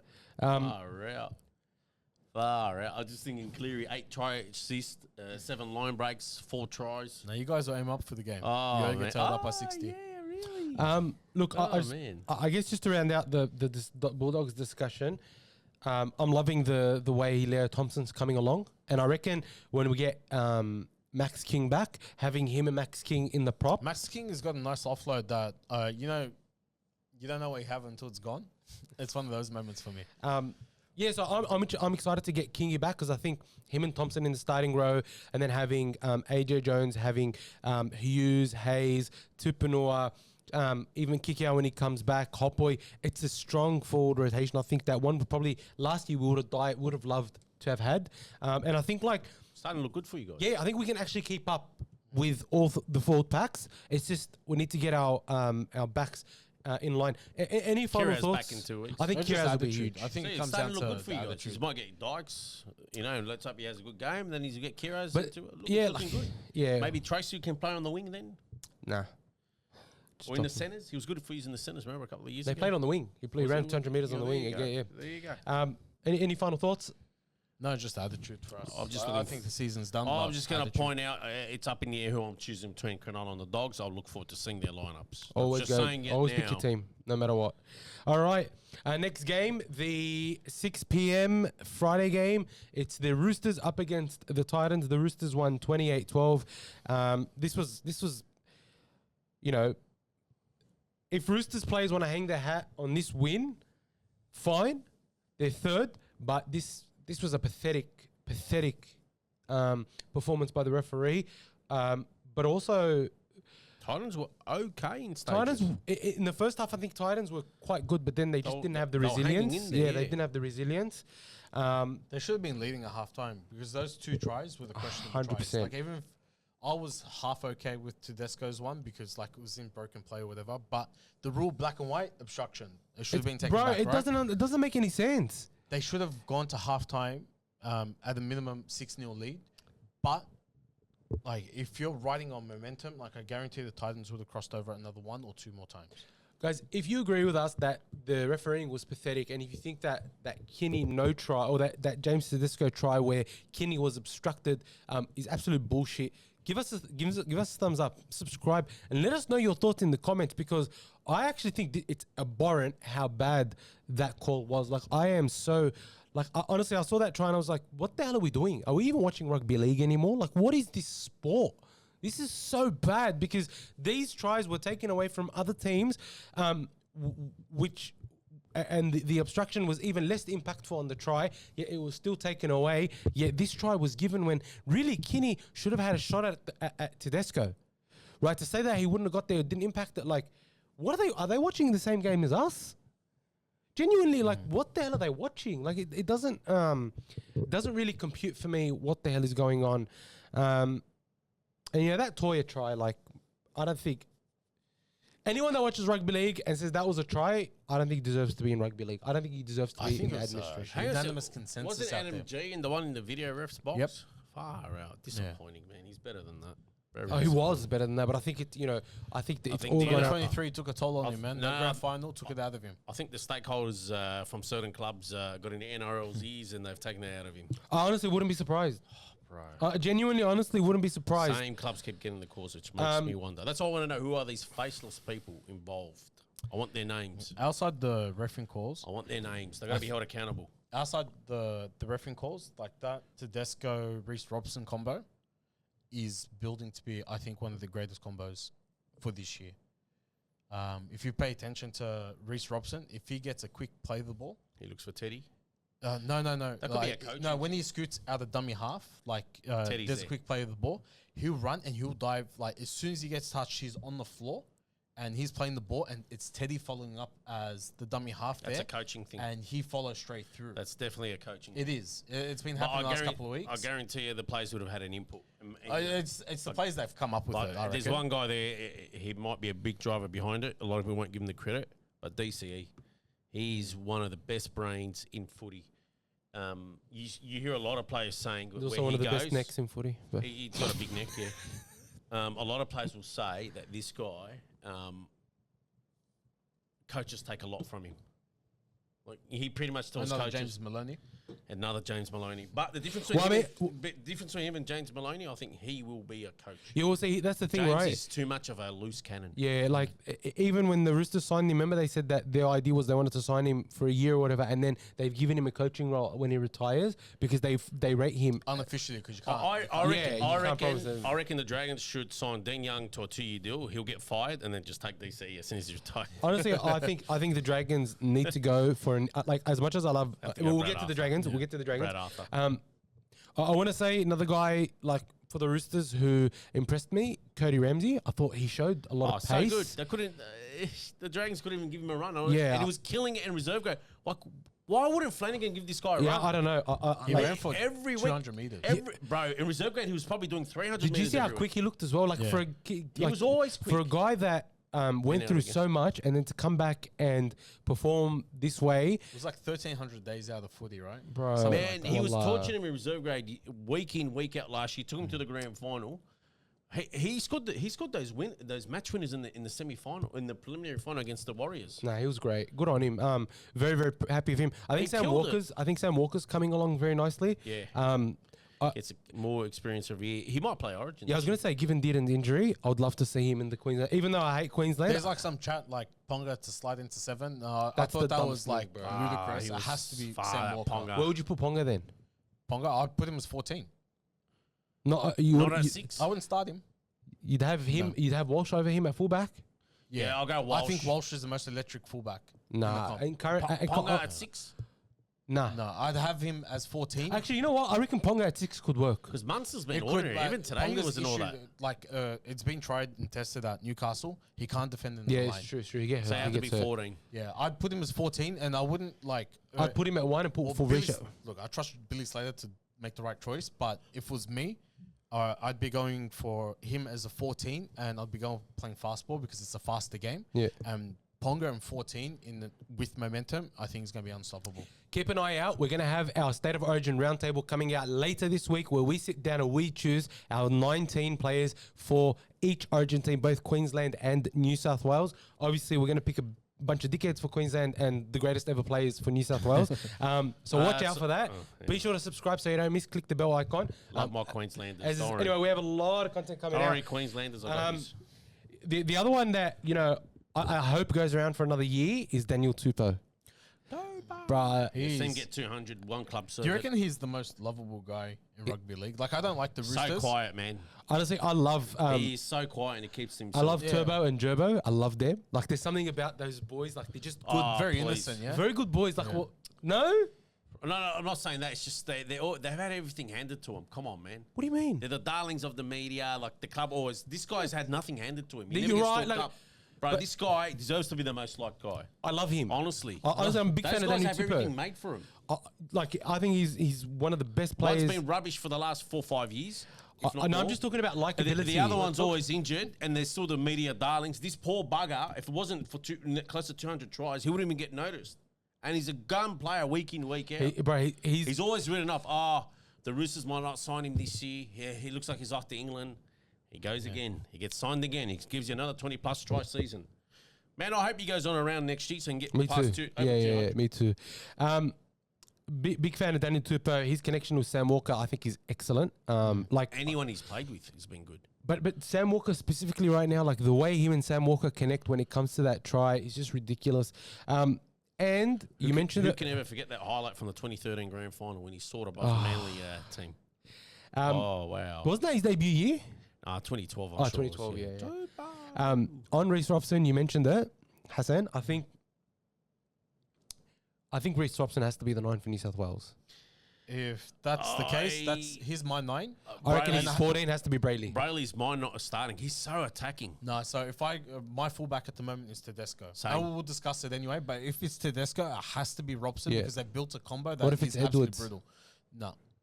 You reckon Brayley? Edwards was good Brayley. today. He was really good today. Edwards has been good this whole year, I reckon. yeah. He had a Yeah. poor end of last year, I thought, Yeah. poor into the year. It's not a knock on his form, but I think that 1 and 9 combo is like, right now, as I'm witnessing it, is unbelievable. Yeah. I don't think Connor Watson's done enough to be chosen there. 330 Yeah. meters.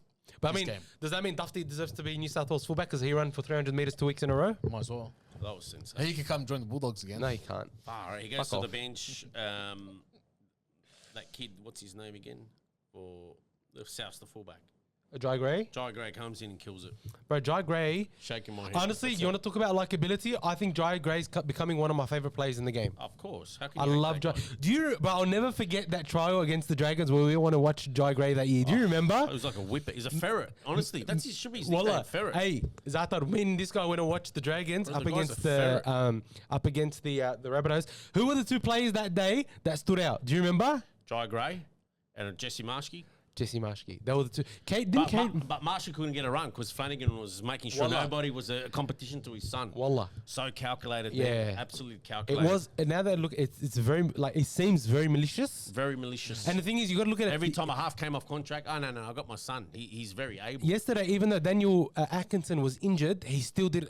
Den Young still didn't didn't play play him. Flanagan, and I think Flanagan, like Den Young's trying to send the message, like leave. I think that's the honest truth. Oh, I of think course. They want Kyle to leave. I think the whole club wants him gone now. There's too much baggage there from his dad.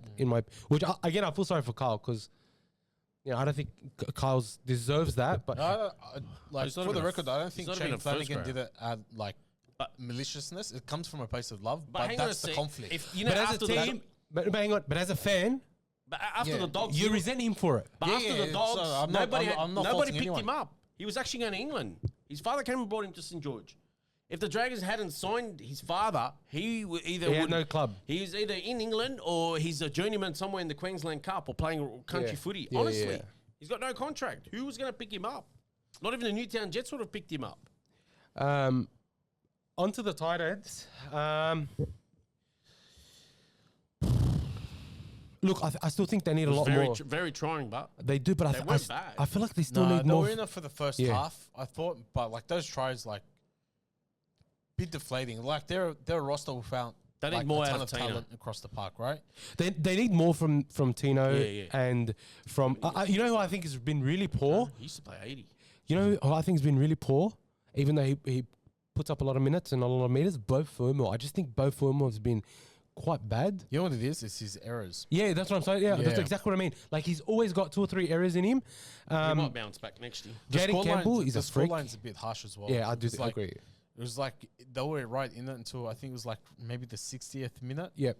and then it kind of just It was just quite literally fell the away. 60th minute where Daniel Tupou soars above and scores. Because everything like from there you could chase it down. Like Yeah. up to minute 59, like you're down 18-6 or whatever, you could chase it down, and then that Tupou try nail in the coffin, and then everything else was against the run of play. Wasn't anything crash hot. Like Kinney's coming into his own. I think this is his first try for the year.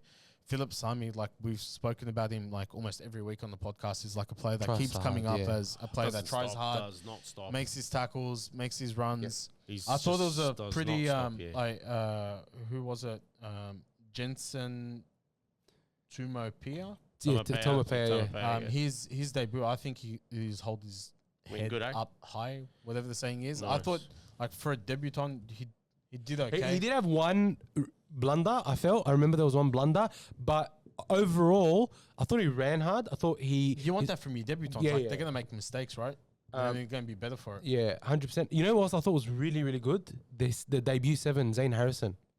Yeah, For a debut, that was solid. So that Bro, was solid. That was very So good. Kieran shout. Foran's spoken a lot about Yes. him over the years, like as in Zane Harrison's this hot shot coming Yeah. through, and like Oh, they wow. really respect him up there. Really respect him. Well, Kieran up there. Foran knows he's Yeah, been yeah, around, yeah. so he could bring him to Yeah. Manly. Him and Joey Walsh, future. But the thing is, Zane Harrison, I just thought like he looked very much like a natural 7. The way he passes, the way he runs, even the way like some of the passes they threw to Tino, I think like he can create a really good combination with Tino because on the edge, I felt like he would like how he's got the really nice sort of pass, short pass to the second row that sort of goes at an outside angle. I thought he did a couple of times. They almost resulted in tries, but the Roosters sort of held their own there.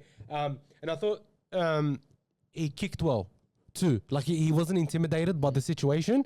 And it did remind me a lot of Joey Walsh, to be honest, in the way that he showed a lot of confidence. So that's great for the Titans. I thought for a debut, well done. I hope we see a lot more of Zane Harrison. Unfortunately, it will be to the at the expense of Lachlan Elias, but look, Lachlan Elias has had his opportunities. This is Yeah. the nature of the beast. Thank you. He's had his first grade, opportunities. Nature Yeah. of the beast.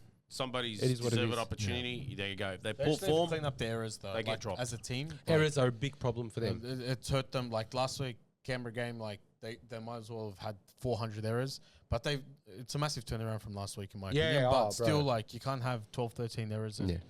expect to win. Yeah, I thought Cooper Bai was good too, as usual. Love Cooper Bai. He'll turn into something great. He made a break. He big boy. made a couple of busts. Big boy. So I look forward to seeing him develop. All right, next game, the Friday night game. Cowboys go down to the Eels, 30-33. What a game.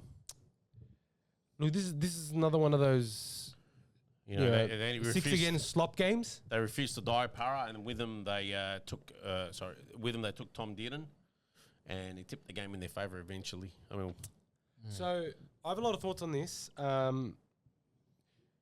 I know they said that Didden's injury What a wasn't. scoreline. Is that the first time in NRL Yeah, history? Scorigami, first time it's ever been done. That's insane. 33. I thought it was Oh, my God. interesting that Dearden copped what looked like a hip drop. He's out for 6 to 8 weeks, Oh, that was all right to me. and no one. didn't look like a hip drop to me. I thought it was like Because the play didn't like swing around and lose balance. So who was it? Was Josh or whatever? Pulled him down from behind or whatever. I didn't think it was too bad. What my concern is, your player gets injured. Why is he still on the field? that was That cost him the game. that was really. He was poor. hobbling back into line. It was painful to watch. And the thing is, they had like they had the option like to just move whoever into 7. Like it doesn't make sense. like at to that me. point, they just need to control the game. Nothing crash Yeah. out. Nothing crazy. And I'm sure they Clifford could have done that. Yeah, I've got a lot of faith in Clifford. He's like gone up. He's turned leaps it, and turned it bounds, around. Yeah. Sonny Luke going off obviously wouldn't have helped that rotation, but like surely you just get someone in there apart from Marnie's Didden. an 80-minute player. Like you don't worry if you don't have a replacement hooker for Marnie. Like he can play the 80 Yeah, minutes. Marnie had to shoot right back out, but like get someone in for Didn't anyone like just anyone. yeah. I just hope like because they're saying like potentially 6 to 8 weeks. I just hope the extent of that injury wasn't exacerbated by the fact that he stayed on. I think it was, and I think NRL physio was saying he should have come off. But look, who knows? I want to call out a couple of things in this game. Josh Adokar goes to 8th on the all-time try scorers list, above Terry Lamb. Congratulations to Josh. I think Man, he could have had easy 6-7 tries, man. Volkman was fantastic. But pass Adokar the damn ball. He's the quickest player in the game. Twice they could have iced the game. yeah. But lucky they did in the end. Because Volkman twice didn't pass him when he should have. Yeah, there was a couple of times there I thought, but I think Volkman's It was a good game to watch. Volkman's instinct is He had a good run game. first. Like he created those gaps, Honestly, all those line breaks. But I'll be honest with finish it you, off, mate. Give it to Adokar. I don't see Pezzo coming back in at all. As long Why as would you? If Volkman's killing it, bro. Not yet. Volkman's killing it. It's going to require like either an injury or Really, real bad drop in form yeah. for Volkman. Well, I've got a couple thoughts on the game overall. Oh, he will because there's 2 games this week. Hang on, Moses will just go to quickly. Origin. I just want to say, Mitchell Moses needs to shut the fuck up. Shut the fuck up. I'm so sick of watching the Eels because of him. He's just a fucking pest. Ooh, somebody's been had a nerve Shut here. up. Mitch Moses, shut up. You are a whinging sook. You got the penalty, you got the drop goal, and you were still having a sook. You fucking milked it, you got it, and then you're still sooking. Bro, shut up. The ref's like, what are you guys complaining? Is it 2 points better off? Bro, Like, just it's like, why shut wouldn't your you take- mouth, Remember the bro. ref explaining to him and his teammates. Far Like, out, bro, really? Like, just walk away. If you don't want those 2 points, kick it sideways. Just make sure you put the shit out of it, bro. Man, Just and shut it was never up. going to be a restart regardless. The ref was telling him, like, why wouldn't you take the 2 extra points? We don't want it. We don't want it, bro. That's The what ref's you ex- literally the what you ref's dived for. pointing out to him, like, bro, your 2 points better off. Why wouldn't you take it? Should have given a penalty to the Cowboys for him being such a fucking sook. Absolutely annoyed to no end by Mitchell Moses sooking. As you can tell. If you guys are also annoyed by Mitchell Moses sooking, subscribe, leave a comment below. Tell us how much he annoys you because you know what? He did my absolute head in. Like, bro, just shut up. Just play the... Anyway. Anyways. I think that the Cowboys threw this game away. They should have won this game. Yeah. Of course they did. Well, they had Comfortably. 18 errors this game. You can't have that and expect to win. Cowboys didn't ice it when they should have. Well, 18 errors, you know. You can't drop the ball 18 times or give away the ball why? 18 times. Give up possession 18 times. Never going to win. How I did they actually have- think that Scott Drinkwater jumping through there like Superman and clipping Moses's feet, that should have been a penalty any day of the week anyway. They should have. Yeah, Yeah, you can't take out kicker's leg at all. It's a rule, You can't, yeah. you I can't know touch it. that in black, it's a black and white rule. Yeah. Okay, but why do they give Tedesco that try then if it's a black and white rule? Yeah, I'm saying that is always been like that. But Like, what the fuck? Like, bro, like, if they so want to... that speaks more But to... if they want to use discretion, they should be able to use discretion for every rule. Like, how did he injure the player there? How did he injure Moses there? Moses died like he was shot by a fucking sniper.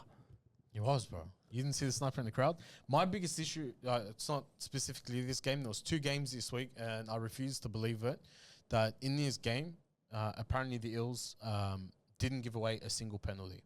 Yeah, it's... And then also in the Raiders game, which we'll come to, apparently didn't give away a single penalty. For me, that, like, in a game that's 80 minutes, like, there was some questionable tackles I watched. I was like, oh, the ref's going to blow it. Didn't blow it. Like, I don't care if it's, like, just an arm being raised a bit too high. If it's good enough to be called against the Cowboys, it should be good enough to be called against the Eels. Then that starts to raise questions for me, is how much of that actually plays into the fatigue of the game. Like, obviously the game kept stopping because Cowboys kept dropping the ball, but if they feel like they're not winning any of the calls, like a bit high around the legs. Mental fatigue, stress, 100%. They're not taking away anything from Eels. They deserve the win. Like, they played a full 80 minutes. Their completion rate was fantastic. I remember checking it throughout their game. Their completion was sitting at like 90-something%. And the Cowboys was like 70%. And look, but the Cowboys were winning. They were good enough to score. Come back and win this. They were good enough to score 2 tries in the last 10 minutes to win it. So it's like you can't. I'm not taking it away from the Eels, but the officiating honestly has fallen off a cliff. It's like they saw the cliff and they're like, hey, let's jump off. Because that's exactly what they did. And look, my problem is that when it comes to the finals, I guarantee you the refereeing is going to be completely different. It'll be different next week. No, after Origin, yeah. And it's like, bro, what the like? How are fans supposed to understand the game? Like, that's the problem. You know, if discretion is going to be used, use it again. You know, across the board. Again, very disappointing by the Cowboys. If they won this, they would have been in the top 4, which no one would have ever seen coming. But it is what it is. You know. I don't know what to make of this game, but for me, as much as the game seemed like it was exciting, this is another one of those 6 against Slop games. You know, a lot of penalties, or not a lot of penalties, but a lot of 6 agains and a lot of stoppages and shit like that. So it adds to the fatigue and it adds to the errors and to the negative play. And I'm just not a fan of it. Like, if we're averaging, you know, 60, 70 points a game, this is complete 6 against Slop. Look, well done to the Eels for winning, and I finally thought Moses pulled his finger out. You know, a couple of those short side tries were absolutely fantastic, set up by Moses. Look, for me, on his day, Mitch Moses is the best short side player in the game. Full stop. Better than Cleary, better than anyone short side. There isn't a better short side player in the game than Moses. They had a couple of standouts. Like, Samrani had a fantastic game. What a player, bro. Adakar had a great game. Paulo absolutely led the platform for the wow. Because like Tamalolo was very quiet for the Cowboys, quieter than he normally is. Mikaeli was quieter than he normally is. Tamalolo only ran for 123 meters, and Mikaeli only ran for 9. And Paulo ran for 170. Yeah, which is nuts. Like, he laid like a solid platform for the Eels to do their thing. Took it personally, yeah. What about that charge down attempt we did? He became Superman through the air. Remember, he hit the ball and then missed to hit the post? Oh, yeah, wow. Paulo was Superman. Bro. He became a Superman through the air. Became a ballerina. That's all like effort, right? Yeah. Like that little stuff. Like, bro, that was awesome. Like, ignoring his sheer size and the strength that he runs in. Yeah. Wow. That's really good. It was a really good turnaround from last week. Oh, excellent. Excellent turnaround. And look, I thought Talon De Silva actually had a pretty quietly good game. He stepped up. He's such an attacking hooker. Bro, he made a couple of breaks. I was just like... The game suits him. There was one break, like, it baffled me. Like, it just reminded me of Cowboys of old where... he just strolled straight through, untouched because they're too scared of giving away 6 again. It's like... Give the 6 again away. Yeah. Just back yourself, brother. Just make the tackle. We've already mentioned Ronald Volkman. I think he can't be dropped for Pezzett because he's playing much better than Pezzett at 6. Pezzett will get his chance during Origin period when Moses is in the New South Wales. Oh, yeah, 100%. That's a good point. The other one, bro, like, I don't know how they dropped this kid, but Josh Papali'i. Like, I know Iongi's amazing. Don't get me wrong. And they've signed him for 5 years. But Josh Papali'i is probably on the bench. He's off contract. Like, they should re-sign the him. Dogs should look at signing him, man. Bring him back home. Bring him back. Oh, he just came from there, yeah. Bro, he has been... I don't think he wants to go back. Unbelievable. He's a mad Bulldogs fan. No, he's a mad Eels fan. Him? Out of his whole family, he's the only Eels fan. Is it? Oh, keep him there. I don't want him. Yeah. He's actually an Eels fan. He still lives in the area because I remember watching... Yeah, his family are mad Bulldogs fans. I remember a few months ago I was watching Josh Adokar. He did a video from his own car. Yeah. Remember that's that fair. little Jeep he's got or something? Yeah, He was yeah. driving. He was going to Bankstown Maccas, and who's pulling out of that? Josh street? Papali'i. Josh, I think Yeah. it was a Rico, right? Josh Papali'i Yeah. trying to come around, so Yeah. they met up back. Yeah. Man, it was nice, man. I like Addo Carr's such He's a the character. best, man. I don't like. I miss him at our Addo team, but I Carr. get why he's gone. The other one, yeah, as you mentioned, Jordan Samrani. Like I called it before I said that they should move him straight into centre, keep him there the rest of the year, because this guy has the potential to be one of the best centres in the game. I know it's a big call, but he's got the size, he's got the speed, and he's got the footy IQ, and he's got the aggression. He's just a good player, and he's good defensively. Laterally, I feel he moves very well. Yeah. So, like, he's great, and he ran 250 metres. He scored a try, set up a try. I thought... Brian Kelly also had a good game, which surprises me because he ran for like 200 meters, Yeah. 0 errors, made his tackles. I'm like, that's not the Brian Kelly Yeah. I know. But good on him. Yeah, I thought the Cowboys weren't too bad overall. Their problem was their errors. They just need Yeah. to cut out the errers. Like they very much It was very poor, Yeah. like very poor errors, and they're all like in dangerous positions. Like it wasn't all just on the attacking 20. There was a couple like in their own 20, bro. yeah, Drinkwater had a couple of errors, like just very like Yeah. just brain explosion moments or whatever. But that's the Cowboys we know. Like they'll make errors, and usually they could just outscore their opposition. Yeah. But they all showed a bit of resilience. I felt like the Eels wanted it more. At the end, the Eels Yeah. wanted it more, and they were really dying. They were trying, like they didn't give up at all. They were down, I think it was like, 30-22 or something like that, or 30-20 or something like that, and they Yeah. just didn't stop. The other thing on the Cowboys, Jackson Purdue, every game, every year, every week, wow. Like, Yeah. he's going to, bro, when he gets to that fullback position next year, he's going to be a freak. It's going to be dangerous. He's gonna be Very so dangerous. Like he's dangerous just from the center. He's incredible. Any last thoughts on that game, boys? No, I think Cowboys will bounce back their next game, and I think the Eels will slide their next game. Nah, Eels will be down there with the Dogs, I reckon. Oh, they're above the Dogs at the moment. Yeah. Yeah. All right. Thanks, bro. All right. Next game, Saturday, 3 p.m. game. Knights 44 defeat the Dragons 10. Dibbo. Very good by the Knights. They're looking solid this year. They got some really good attacking prowess. Ponga was fantastic. He was great. Bradman Best was a terror on his east side. He just kept feeding Greg Marju. Obviously, Marju got 5 tries. That was Is that his personal best? yeah, that's his personal best. It's like under 12s, I think, if you think about it. Yeah, Dominic Young on the other side, torching him. The veteran, Dane Gagai.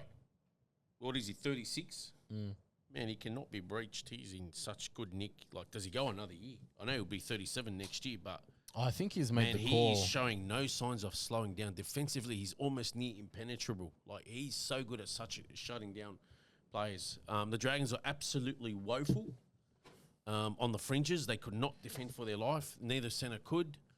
Their forwards weren't impactful either. Let's talk up the Couchman twins, and let's talk up Hamish Stewart, and let's talk up Dylan Egan, and let's talk up their much vaunted youngsters. But man, they just got outplayed against a more experienced Newcastle side, who got bigger bodies. Their front rowers were putting on us. Their second rowers, their halves were torching us. It was child's play for Newcastle. Like, I know only scoreline read 44-10, but Newcastle they should have hit 70. Like, and in, that's how woeful That was the their Dragons. own errors that let them down. Yeah, that's how woeful the Dragons were. Like, Newcastle should have hit 70. There was just all sorts. From the get-go, Newcastle hit the ground running. And they weren't even running with the wind in that first half. Yeah, it was already yeah. 32-0 at half-time. So I was surprised that they only got to 44. I actually thought they'd get to... Q in the rack sort of stuff. Oh, 100% it was. Like the Dragons outdid themselves. Like Dean Young, I should rephrase, outdid himself by putting Gutherson in the centres. And then he dropped one of the Couchman twins to the bench and put Josh Kerr in the starting lineup. What is it? What do they see with Josh Kerr? Like, this is why I didn't want Dean Young to take over. I don't rate him as a coach whatsoever. Yeah, I don't either. Like, somebody put it best. I can't forget. I think it might have been the big O, Brian Milkey, who he gets a little segment in the Daily Telegraph. The big O's 15-1. He owns a sports store in Balmain. If you ever go past there, shout out to you, big O. I think he said it best. Dean Young makes Shane Flanagan look like Jack Gibson. Honestly, and he also said he was not a fan of him He doesn't rate him as a coach. And, you know, he was also part of the problem. And he couldn't Shit understand. player, shit coach. He couldn't understand how he got how he wasn't also punted because he was there for the whole time. So yeah, Brian said it best. And just some poor. And then look, Loco. I think Loco should start for the Dragons. He's hard to tackle. So I was actually going to say, And Halangahu getting the last 10 or 15 minutes. why? Bro, just to give you for impact, Josh Kerr and Loco played the same number of minutes. Yep. Right? Josh Kerr ran for 67 meters. Yep. Loco, Junior Pacific Tonga ran for 120. Literally double. Can we have that in a segment, like a highlight? I don't get when I was watching and I saw Josh Kerr starting. I want that in a clip. You saying basically, I want you to make this a short. Basically, what you just pointed out there. Josh Kerr and Loco played the same amount of minutes, and one impacts double the other. Yet the other one of them can't seem to get a run. Or, man, the best thing Loco did was take it to the media to get a run at the club. Honestly, And the fact that he had to do that, 120 meters in what? 34 minutes. 35 minutes, yeah. 35. Yeah. So can you imagine if the guy played 50, 60 minutes? He'd be hitting 200 plus. And He's his a big impact, body. mind you, his runs weren't like the stat padding. He was running into the meat of the defense. He's not a stat patter. He's not a stat padder. 6'5". Josh Kerr, 67 meters. What are you doing? Like, why are you? Do you know, like, he didn't play Blake Laurie, which is a good thing. Can I just ask, how many minutes did young Halangahu get? 10? 17. So there you go, 10 or 15. What's he going to get? Yeah. When they're in on the back foot. You're on the back foot. Surely you could have used him in that first half to try something. Because Halangahu defends really well as well. And he moves well. What I found interesting as well was that he was going to drop Terrell Sloan, but keep Matthew Fina in there. I couldn't understand that. He actually had him in there. Yeah, and I was like, Sloan only came in because of late withdrawals. yeah. And Sloan was, again, one of our better players. What do they have against Sloan? Like, is it? Can we just like? He spend, pulled like, off a pearl of a try saver as well. I was gonna say just like 30 seconds, just praising Terrell Sloan, like in the team that was well beaten. I thought some of your younger forwards tried, but like Terrell Sloan in a well beaten side in a club that had him on the outer for the last 18 months. A kid that should have his confidence absolutely destroyed. A kid that probably should have walked out on the club. He should not be there. You know what? He opted. I want him to be there. His whole family's on the South Coast. I want him to move out of the club His to a club nana's that's there. actually going to His respect siblings are him. there. Like, his whole support Can you system imagine? is there. Can you imagine he went to a club with a coach that says, "I believe in you. You've got the speed. You've got the flair. You've got the Probably creativity. get 30 Go tries. out there." Like just back him for his errors, like Be a 30 try like, season. last or just before the bye, he had an absolute barrier in that Roosters game. the Roosters Yeah, game. but the whole team did, right? But one Barry. But other than that, he was trying his ass off. That's what I'm saying. But he comes into this game, and not only did he try, everything he did with purpose. He had impact, And he would, for a club that doesn't Thank you. deserve it, to be quite honest. man, he'd pop up trying to foil the try, and he's outnumbered 5-1. Yeah, yeah. And Yeah. he's doing everything in his power. And then when things would go wrong, you'd see the frustration. Like there was a try they scored. He slammed the gun. He's angry, and I'm like, this is what I think the Dragons don't have enough of. Yeah. Like Setutu. So I'll tell you this: in your back line, Setutu ran for 115 meters. Terrell Sloan ran for 100. I don't care what anyone says. Setutu cannot be dropped. Like you can drop everyone else. Just got to get the errors out of his game. That's all he's got to do. He's playing with no confidence, well-beaten team. This weeks he doesn't do any errors, No, I and it think shows. There's a lot of attention that needs to be paid to Gutherson and Holmes. Oh, he's Like atrocious. right now, Holmes particularly, like Gutherson just came back from the injury and his Well, first time playing he was centre atrocious since again. 2018. But Regardless, Holmes has been atrocious. horrible. But Holmes is stealing a paycheck in that position at the moment. The Bofar. No. They were bleeding points. Every time they went around the wingers, the centre just got beaten all there were ends some up. penalties Gutherson gave away. Oh yeah, don't remind me, bro. Honestly, he was trying to be a that should smart ass that about should have it. been Barry the way. yeah, like it frustrated me. He's As trying to be a smart ass Yeah. and play in the ref's mind. What is he Get doing? up, bro. This is like him and Moses. Him and Moses. I don't know how anyone tolerated them in the same team. Like they were. Para must have had someone involved at the NRL paying the refs. Um, But you know what? I just want to one more thing on Sloan. Like week in, week out, it's not only the club's fans, the Dragons, the majority of them, but you speak to other clubs' fans, and you go on like in person, you go online in the comments, and they're all sticking up for Sloan, all praising him. And then you go to the media, the papers, the radio, the pod, everyone, even the players, all talking up and praising him, sticking up for him. Like, bro, and the only idiots that don't see is the stupid Dragons club. and the thing is, like, as a neutral fan, I'm hoping they I wanna see re-sign him do well. I'm Like- praying they re-sign him. Look, I hope that. Especially after what he's been through. You know, I love him as a player. I do. And like you see him, he's one of the most nicest, genuine people on the field. He doesn't go there starting fights, nothing. Just a young kid that loves his footy. Man, if you go to the Dragons, like, you know how each club's got its own, the socials, like, you know, Instagram, and they do their clips, like it'll be their day out, golf day, whatever, right? I swear every time in every single one of those clips, Tyrell Sloan, just look at it and it's like he's never got a bad word to say about anyone. Yeah, at all. Like, he's just like, man, what a likable I'll tell you the thing that the Dragons need to do right now is decide on who's going to be their coach. Their coach can start preparing for 2027. Because, like, I'm telling you now, like, some of these players, if they don't get re-signed soon and they know what's going on, bro, and now that Perth Bears apparently going to get some concessions for their salary cap. Take Gutherson and Holmes. Do you think the Bears are that stupid? Of course. Well, Mal Meninga's there. It's been atrocious. Mal Meninga's the big issue. Have you seen the players they've been signing? They've got real bad issues. They've got, like, the NRL's got actual issues right now. Papua New Guinea coming 2 seconds later. Papua New Guinea are like miles ahead.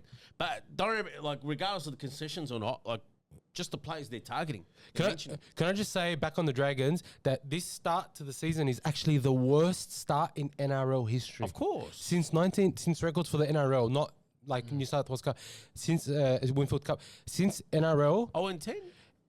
No, this is the worst start. We'll be 0-10 after this week. It's the worst start they've ever had. That any team has ever had. Where does the win come from? Well, it's not going to come against the Panthers. No. It might come during the origin period if they play a team with a against the Dogs at Allianz. Round 26. Is it around 26? I'm just saying. I think it's like around 20 something. It'll come against the not Dogs. against the Dogs. No. Trust me. Dogs got our measure. I reckon somewhere during the origin period. That's what I reckon. Anyway. Oh, come on. There's going to be a side missing about half a dozen players, plus injuries. But who knows if you guys even get them? I think we will. I think you guys will win 3 games this year. You know what? I think they get Brisbane during the origin period.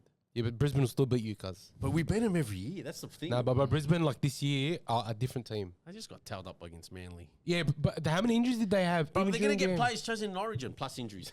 But can I say, and like, he was never my first choice in terms of coaching, but just on what's out there, honestly, go get Brad Arthur. Yeah, 100%. I mean, I don't highly rate him at all whatsoever.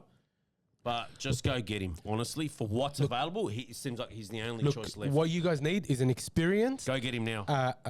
Aged... Pay him to come now. I'm telling you, you need an experienced, aged coach that can tell this guy, you're gone, I don't care, and just rebuild from the ground up and give him keys to the castle. If you do not do that, you will not win. Go get him now on a 3-year contract. Or 3.5 years. Start him now. Yeah, go now. Young, go. See you later. Don't get him to coach this year. Get him to just rebuild the whole football department. No, get him to coach off the bat. It's okay. Let Dean Young deal with this shit. No, he makes it worse. He is. He's really worse does. than Shane Flanagan. Bro, Dean Young... They went worse. I'm going to say this really, really bluntly. Dean Young was a garbage player. He never deserved to play He never deserved to play for New South Wales. Of course not. And the fact that he won a grand final, is a great tragedy because there are much better players that didn't get to win a grand final. And anyway, he's a garbage player. It was always a garbage player, and he's an even worse coach. Cowboys got rid of him. Look at them this year. That's all I'm going to say. Anyway, now, I don't know why I hate Dean Young so much, but I've hated him ever since he was a player. No, because he probably had things handed to him, you know. Look, it's not just that. Like, do you remember the big hit that caused the NRL to ban the shoulder charge? Inglis. On the hit on Dean Young by Greg Inglis? That was my favourite hit ever. Do you know when I seen you know how I'm a bit sadistic? When I saw that hit, bro, I laughed my ass off for about half an hour. But you know what I don't like? It is why, because you know players that are earmarked straight away. Yeah, it because burns of you. their dads or whatever. No, they get earmarked. Oh, he's origin level. He's test. He's earmarked straight away. They get earmarked for coaching. Straight away they get earmarked for media jobs, bro. You look at him, bro. Why are all these people that got next to no talent earmarked for this and that? Yeah. Like, you get me? This is 100%. Why you got to dislike, because he was earmarked. You know, without earning it. So he's earmarked. Like, there's a lot of people in media they're not for it, honestly, but they got earmarked from day dot, and they haven't towed the line. That's why they get a job. So I want to talk about the Knights just quickly. They had 14 line breaks to nil. Right? 14-0. Yeah. Geez, 91-6 was in danger. Somehow they scored 44. Don't ask me how. The Marju scored 5 tries. I thought Dominic Young is playing good footy like that. You know what? Young, the way he was playing, should have got the 5 tries. Can I just say something? how Do you know sensational Dominic it was. Young's stint at the Roosters, who it reminds me of? Remember Justin Hodges when he went to the Roosters for a couple of years? Yeah, then but he went won a back to the premiership. Broncos? At the Roosters? Yeah, he won a but he was premiership. injured. No, he won the premiership whilst playing. Did he play that? Yeah, he was in the centre in the grand 2001? final. Yeah. But you, 2020, 202. well, anyway, you know what I'm talking He about. was good at the Roosters. Then he done his knee after. He was so good at the Roosters, Justin Hodges. At the Broncos, he hurt himself. And he threw No, the he ball injured in himself at the Roosters. At the Broncos as well, before he went to the before when he was still young. But Oh, he was good at the Roosters. What a player. Justin Hodges. look, if their team stays fit, if they keep Best, Ponga, Brown, Fletcher Sharp, they're top 8. if they keep, Look at their forwards. They can't win it this year. Man, they lost Kai Pearce-Paul as well. Yeah. They can't win it this year, but I do think that they will go very close to giving Oh, they'll scare any. They'll give They'll any team a scare, scare yeah. on their day. given that they've still got Francis Manu Leilua can't even make their team, and I think when he was playing, he was actually really good. And Fletcher Hunt, obviously, everyone knows what we think of Fletcher Hunt. What's his name? Trey Mooney. He's been so good this year. He's been a revelation. And it's funny, he was talked up for a few years prior. Nobody wanted to take him. Somehow Canberra got to re-sign him. No, what do you mean? The Bulldogs tried to sign him before he re-signed with Canberra on the last contract. Yeah, that's what I'm saying. Somehow Canberra re-signed Yeah. him. Nobody really threw anything at him. And then in the end, Ricky's like, man, you're too good to stay here. You deserve more money. Please go find somewhere else. Newcastle chanced upon him. Him and Pasami Solo. Oh, Pasami unbelievable. Solo kills people for a living. But convinced. I actually think Jacob Saifidi has been better than Mooney, though. No, he has. But I'm just saying. Bro, Mooney's gone straight to a starting, and he scores nearly every week. if Jacob Saifidi gets chosen for New South Wales, I won't be upset. Of course. Well I deserved. won't be upset. I think it'd be very well deserved. Well deserved. Ponga's killing it, coming into form right around Origin. Bro, if Bradman Best, if he's in the conversation for Origin, I'm not even upset. What a player, Of course bro. not. Of course not. What a But, player. But I would have, look, in my opinion, I think they'll still run with Latrell and Crichton. I would go with Latrell Staggs. I'd go Latrell Crichton. No, look, personally, I'm saying... I'm just saying they'll probably run with Latrell Crichton because it's Laurie Daly. But if you're talking about form centre, Trell Mint, as long as he's healthy, right? Look, Yeah. it's Latrell and Daylight, if you want to be fair income. Yeah, it's Latrell but- and Daylight. But then we've also seen Crichton hold down the whole And that's edge across by both himself sides. Yeah, like, in Origin. I think I'm he's just proven saying, that if Origin. Crichton's playing injured, do you want to pick him playing injured for New South Wales? And that's I think he's playing. Isn't in Tony a Staggs playing well-beaten injured? team with. But he's injured now, like, proper, isn't he? No, he's suspended. Is he suspended? Yeah, he got suspended for his. Oh, yeah, his dumb move that Yeah. lost him the game. Yeah. That was a brain I explosion. think up 2 weeks for it, so he'll be back next week. Anyway. But I thought Ponga and Brown really combined very well for them this week. I thought the combination was so good. Brown's having utmost confidence. But yeah, look, great win to the Knights. Much deserved. Very deserved. All right, next game was the Rabbitohs and the Sharks at Accor Stadium. Honestly, I'm just going to throw a rocket from the start. Sharks didn't even deserve those 2 tries. Like honestly, they deserved 0, and they deserve to have 50 put on them. And I'm going to make this again. I probably already said it. My bold prediction is they don't make the top 8. They don't deserve to. I think it's a year in, good year call. out, they get the most favourable draw. How many for the last 5 years? Do you know how they always run? Who gets the most? If they're not the easiest, they're the second easiest. So can I just say very quickly, Frauds. Alex Johnston just scored a hat trick. Like, Oh wow! bro, there is never going to be anyone that catches this guy. Oh like, no, they will. Bro, if he's going to play for another 3 or 4 years, come on, he signed with the PNG for 2 years, right? He's still got next year, so he's playing for another 3 years. If he averages another, 60 tries there. We're in trouble. he's going to get to 300, bro. We're in trouble. Yeah. Do you get what I'm saying? Like, there's no one that's ever going to catch this guy. Such a good finisher. He's just a freak of a finisher. Depends if Addo has another 4 seasons in him. He might run. Oh it yeah, down. at a car. No, but if The tries might dry up for him at PNG. Even we've got to see. if Cody Walker retires this year, the tries are definitely drying. But look, Cody Walker. what a win! What a win by the Rabbitohs. Yep. Ashton Ward straight in, like nothing was missing at all. Great half. They were missing Trelmit. Hot take. obviously. I prefer Ward over Humphries. Oh, hands down. One's a genuine halfback. Humphries is great. I know. I'm not talking shit And about Humphries Humphries. is a mad player. Yeah. The fact that he can play halfback Yeah. whilst playing forward shows you how good he is. He's a freak. Honestly. But no Humphries, and he's a barnstorming defender, and no Trelmit. No worries. That's all it was. Let's just keep it rolling because the other, it's funny, I'm only going to replace Latrell with Latrell. So he went Latrell Seagull. How good was Latrell Seagull? When Mum tells you we got Latrell at home. Remember he was on Canterbury's books, but it just didn't work out for him. He was at a few other clubs before, but I think he kept getting homesick. In the end, South's got him as a 25-year-old in that. So Good on him, but it was a great debut. Like straight in, like he always belonged. He's just they kept getting homesick. Trell Mitt's comment on the Rabbitohs page. What did he say? Troll Walt? No, finally a Latrell that could actually kick goals. I love that. He can take the piss of himself. His nickname should be Troll Walt. They're Troll. Yeah. Anyway. Look, Dry Gray came back, ran for 226 meters, even though he only played 70 minutes. He had 10 minutes off because of his HIA. Is Dufty a clone of him or was Gray a clone of Dufty? No, Gray's much better than Dufty. I'm just saying, just the stats they put up. Bro, Gray, I don't understand how this dude is so short but never gets out jumped. Some people can really get laterally high. Bro, he just never gets out jumped. He's Laterally always. high. It's just It's that timing thing as well. It is when you 100%, jump yeah. to the ball. Timing, but you can get lateral height. Like, Hey, watching him on the TV, how cute is it when he runs? Bro, when he made that break and he's running, I he's was a like, ferret. bro, this He's is a so ferret. cute. Well, He's a ferret. ferret. He's a rabbit, bro. He's a little He's a bunny. ferret. He's a ferret. It's so Honestly. cute when he runs, bro. I was like, you're right.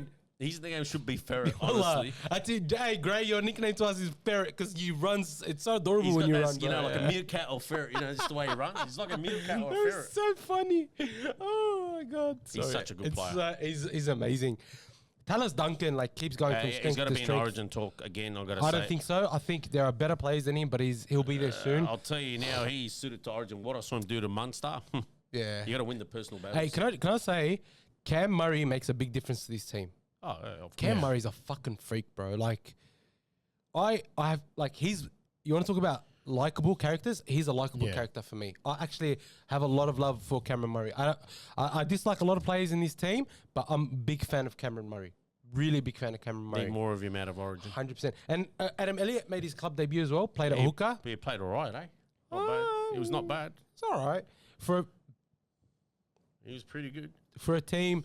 On the front foot, I thought he did a good job. But yeah, look, it was a great performance by the Rabbitohs. I think they did enough to shut out the Sharks and then just score when they felt the opportunities. I felt like they never rushed it. You never felt like they were. It wasn't trying- pretty. Like, it was a very clunky game or whatever, but they stuck in it the whole game. Yeah, Like, there was a lot of determination. yeah, they just didn't give up.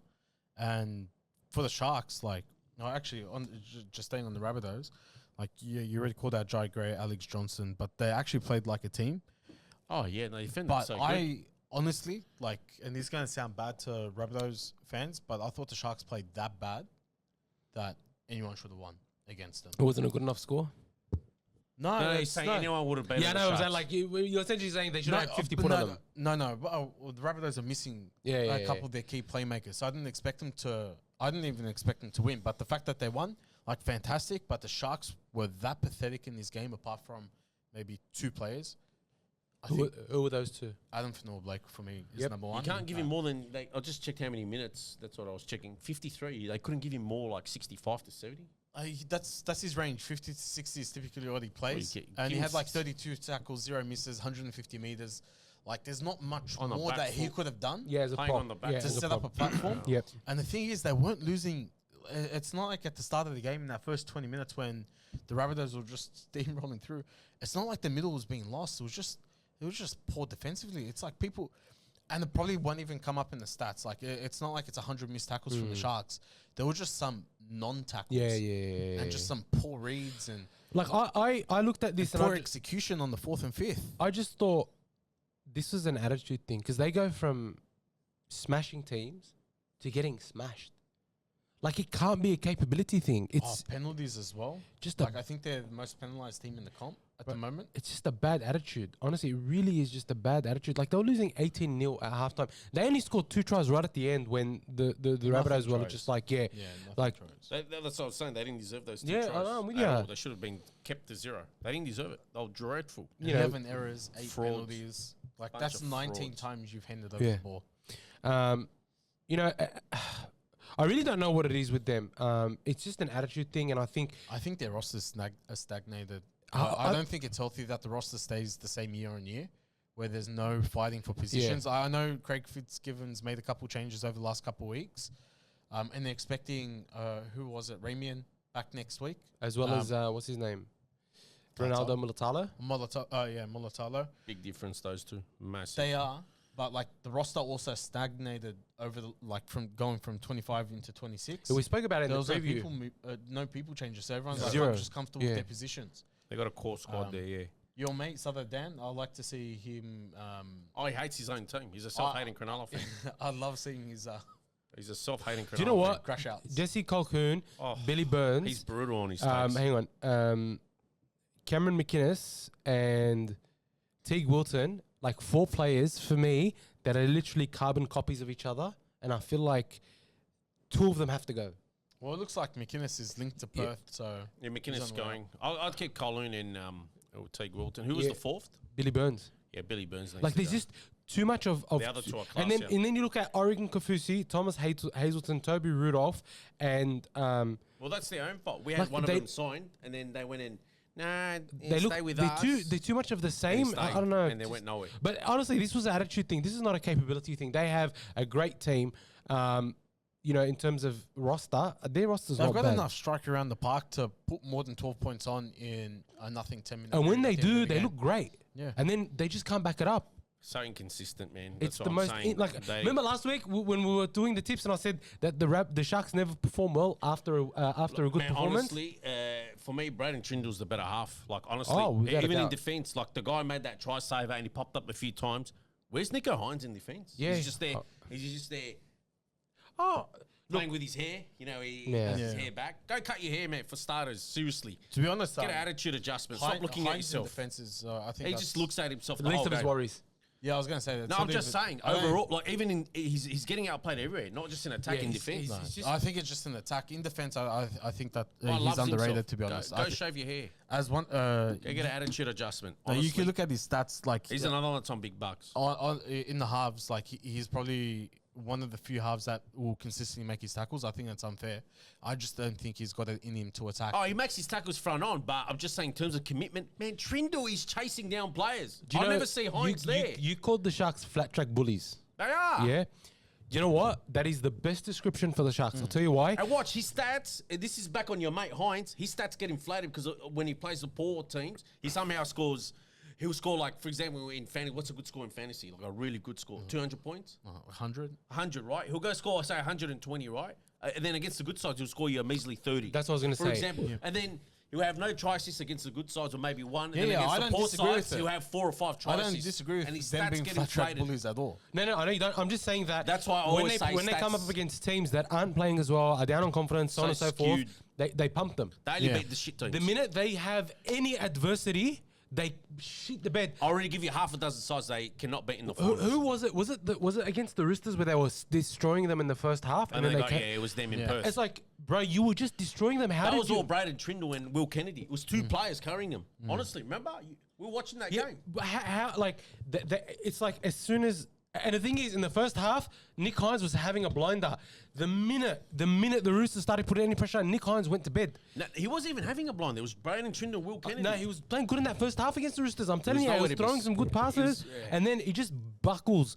And He so- doesn't. He got found out since Origin. Yeah, he's Never definitely got found recovered. out. I think, So it's $1 million problem Cronulla can have.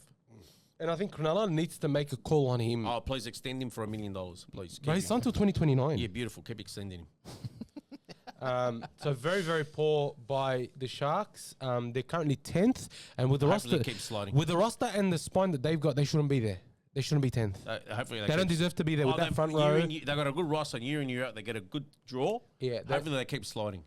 They deserve a wretched run. Yeah. Anyway, next game at Four Pines Park, it was the Seagulls Oh. up against the Broncos. Torched them. The Seagulls came away with a 32-4 win. Mind you, the Seagulls were missing Turbo and Fogarty, whereas the Broncos were missing a lot of players They're as well. missing 9 people. Which is, it's big. But I've got to give this. I've got to give props to Manly. This was a good performance. This was a really, really good performance. Well, I'd also just add to that as a disclaimer, like I don't think it's reflective of the Broncos. no. Like, well, think about it. You got no possession, high error rate. Well, how are you going to win the game?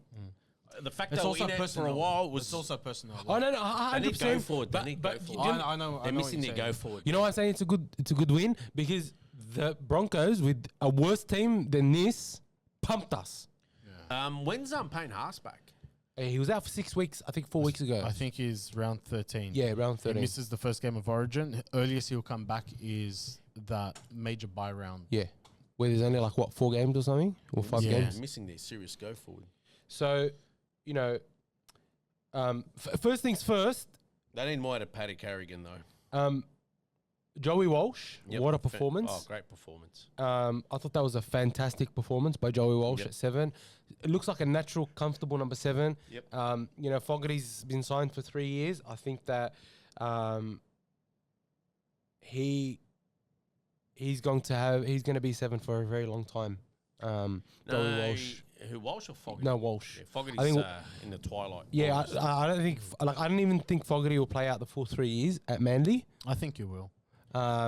Or He'll get there. they'll He's in move good his shape. positions around, he's good or shape. Brooks doesn't get re-signed. I don't know what, Yeah, but yeah. they're gonna have to slot Walsh somewhere in there because he is ready. Like, Yeah. he was really good. I know he played against a very, very understrength Broncos, and they're going through a purple patch, and I want to see how he goes under adversity. I think it'll be interesting to see. But as a young kid coming in with clearly a lot of praise and a lot of responsibility on him, I thought he's been very, very good. It was fantastic. He digs into the line. He does everything you want from your half. Yes. At the moment, I'm interested in seeing him under adversity, but for now, like, I ride this purple patch. Like, I like seeing him dig in the line. Same. I like seeing him try to kick a 40-20. He tried. He did tried- kick a 40-20. Did he? Yeah, he kicked it. I hope I missed that. Because he tried, like, he tries everything. Like, everything in his toolkit, he'll throw it out there and he leaves nothing. Like, nothing to himself, right? Like, he goes out, gives 100%, and you can walk into the sheds comfortable, and that's what you want from your half, man. Also, the skill set. Like, he's definitely got a skill set. He's got what you want from a 7. He's got the kicks, he's got the passes, and his running game I haven't really seen as much, but he does. There were a couple of times where I saw him try to take the line on, which for me as a young 7 to be able to do all 3 well, or at least pass the eye test that quickly,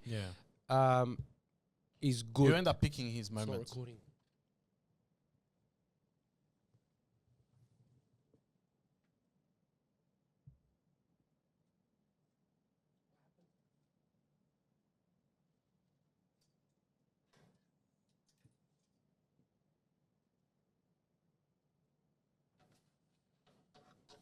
How'd you know it wasn't recording? How long's it been off for?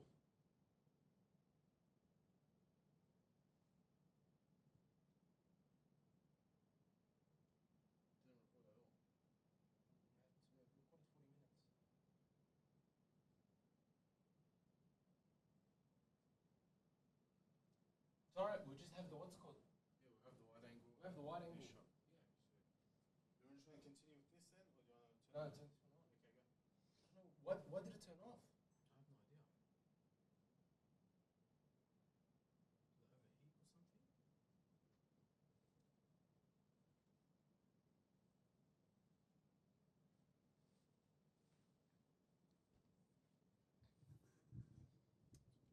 Yeah, it doesn't matter. What do you want to say? Where is Joey Walsh or whatever? 1 sec. Are you going to clap? Yeah, I am. 1 minute, 1 minute 59, just so I know. So let me just send myself. It's fine, but because the wide angle looks good. Yeah. But I like how you change it and that. Yeah, look, it is what it is. Yeah, fair enough.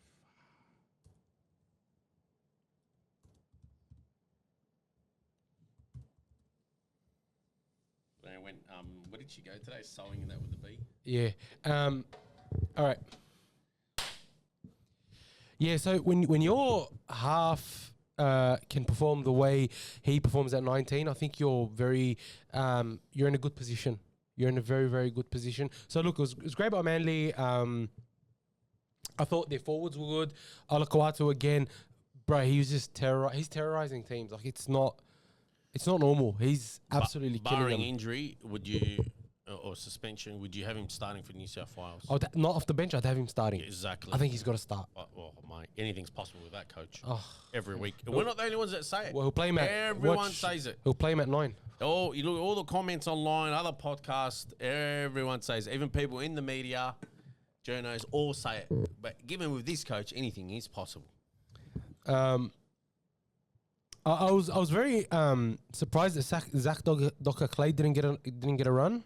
It's all right. I mean, the fact that he's there, Yeah, because the side's doing that well, you know. probably don't want to change it up. Brandon Wakeham, I thought honestly, for a guy who has had a very up and down career, I thought he's done well. He's done very well.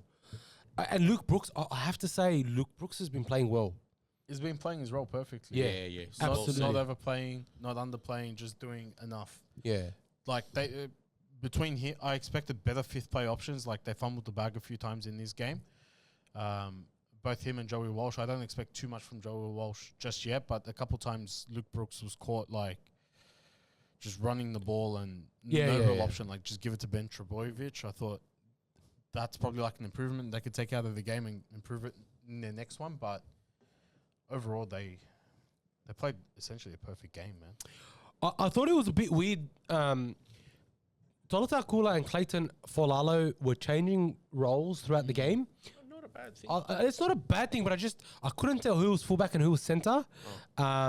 Because so many times you'd see Kula running at centre, but then you would see him running at fullback or defending at fullback, and it must be like a strategic thing. It is. Where they don't want to minimise Kula's and running threat from centre, so they're probably just switching them around a little bit. And then obviously when Turbo comes back, they want to make sure he's not out of that role for too long. Yeah, I think it's a smart move. Very good. Look who the coach is. He's a footy mind. He's a footy mind. He was the most astute, one of the most astute attackers the last 2 decades.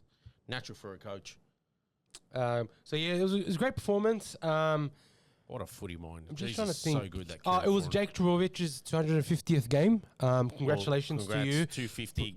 Breaks- Great play over his career. I know we knock him for the last few years because the reason why we knock him is because from the heights we saw him play to what he's become the last few years. Obviously his concussions have kept him out for long periods and that. And same thing with his brother. The heights they've reached to the heights that They're at obviously there. but fantastic player, like Origin Series captain winner, Australian representative. He's in the 1%ers. You're in the 1%ers. Like you trudged this earth, and you're of a rare kind. That's what you are. One of the best. 250 games in the NRL for one team. One of the best. Honestly, it's great.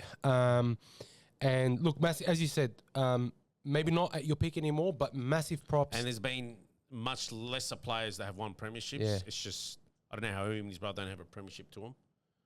I mean, I wouldn't say I don't want to see him win one. I like to see him win one. No, not just Manly. that nobody likes Manly. Manly That's the only can- problem. yeah, Manly can- Honestly, he's been a great stalwart of the game. And I think Jake's a good mind.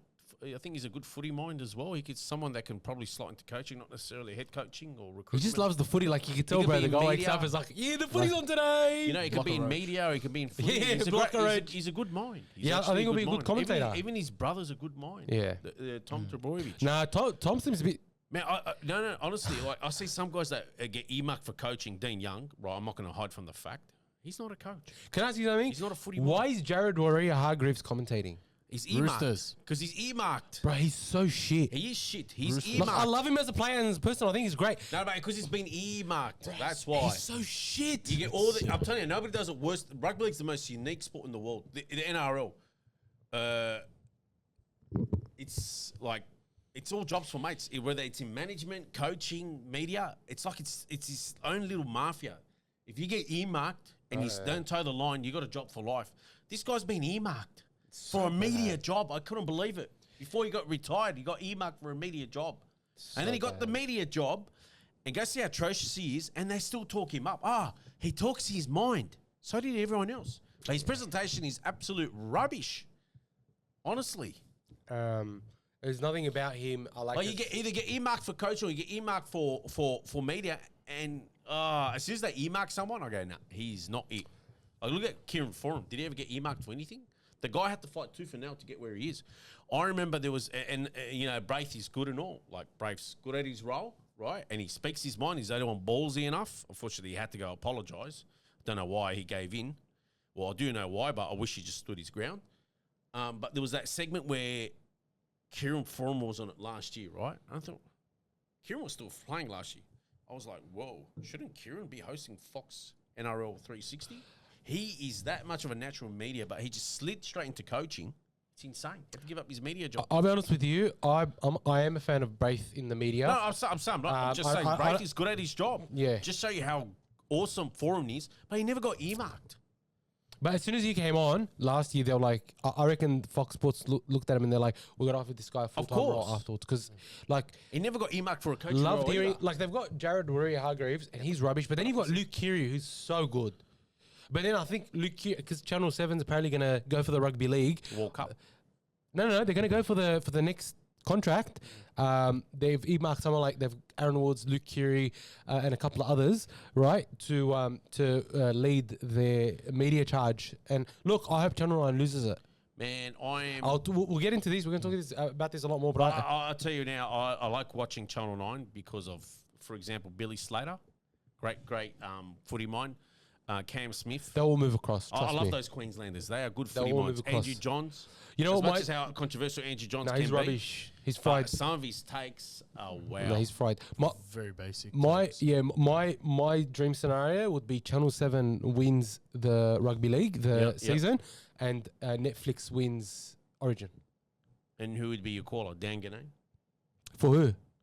For either. For Bro, Channel 7? Netflix will pay the callers because they'll pay Ray Warren to come back out. He's Just 12. for the one game. No, he's 12. No, you know what I'm saying? Like I they will get the best callers. They will get the best people on the job because they know that if they have Origin, just 3 games a year. Who had the Rabs come on their podcast in the off season? I listened to it. Rab said no, he won't. I mean, he said he might jump in and do like a 10 minutes for to be considered 100 Origins. But that's about it. He goes, I haven't ruled it out, but it'll be more like just to come on for like, I'll take over 5 or 10 minutes and that's it. Like he goes, he knew it was time to hang him up. Good on him. Yeah. He commentated for a long Time time. to hang up the microphone. Broncos were quite poor. They lost the middle. They lost the middle. It wasn't just that they lost the middle. They had a lot of errors. They got smashed in the middle. Yeah, but They got no go forward. Payne Haas. like there was just no platform for their backs to do anything. It's true. Man, that's scary. Payne Haas ends up at Souths next year. Wow. Yeah. It's not just Payne Haas missing over here. Like there's a few of them. I thought like Jensen missing. I think people underestimate how important he has been to holding down that front row. I know he's not obviously of the caliber of Payne Haas, but he's consistent. He's a good team player. Does his role as a prop, isn't too complicated. I think Adam Reynolds makes a huge difference, and them not having Adam Reynolds there, I think is impacting them. Ben Hunt looked a little bit off after his injury. He's been out for a while. Mam cannot defend for his life. You know, that's a bit hit and miss. Like there's Manly some were games good. he defends with his body on the line and absolutely terrorizes the attack. But then sometimes This game he just he I was think just he missing just basic assignments. couldn't be over here. bothered. But like the Manly almost had twice as many run meters. Their average set distance was almost twice as long. Everything about what the Manly Seagulls did was a step above what the Broncos were doing. And Madge even said it in the press conference. They're like, oh, you had a lot of players missing. You had a couple of injuries or whatever.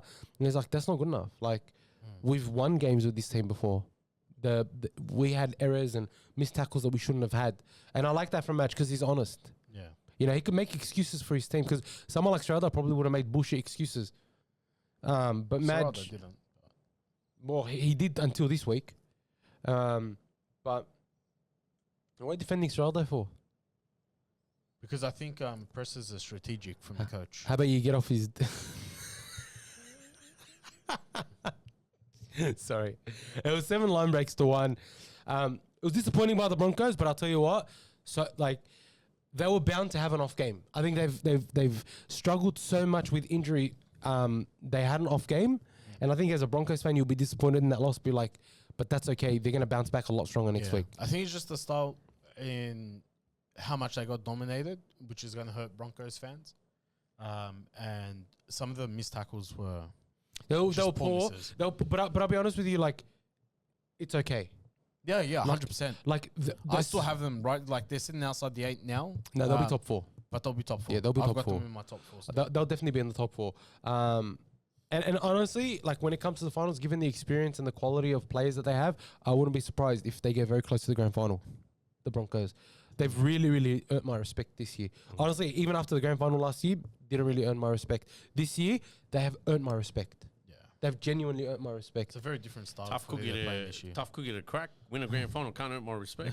Yeah, honestly, Gee I whiz. didn't think they deserved it, but not that they didn't deserve it. I felt like it came too easily for them. They had a lot of calls go their way, but this year they've had to earn their wins, and that gives me that I get a lot of, like, It's the style they're playing is very different. It's not like let's just try to win this in the last 15 minutes. It's we'll defend with our bodies. Yes. We'll scrap for everything on the Everything, field. yeah. So I like that.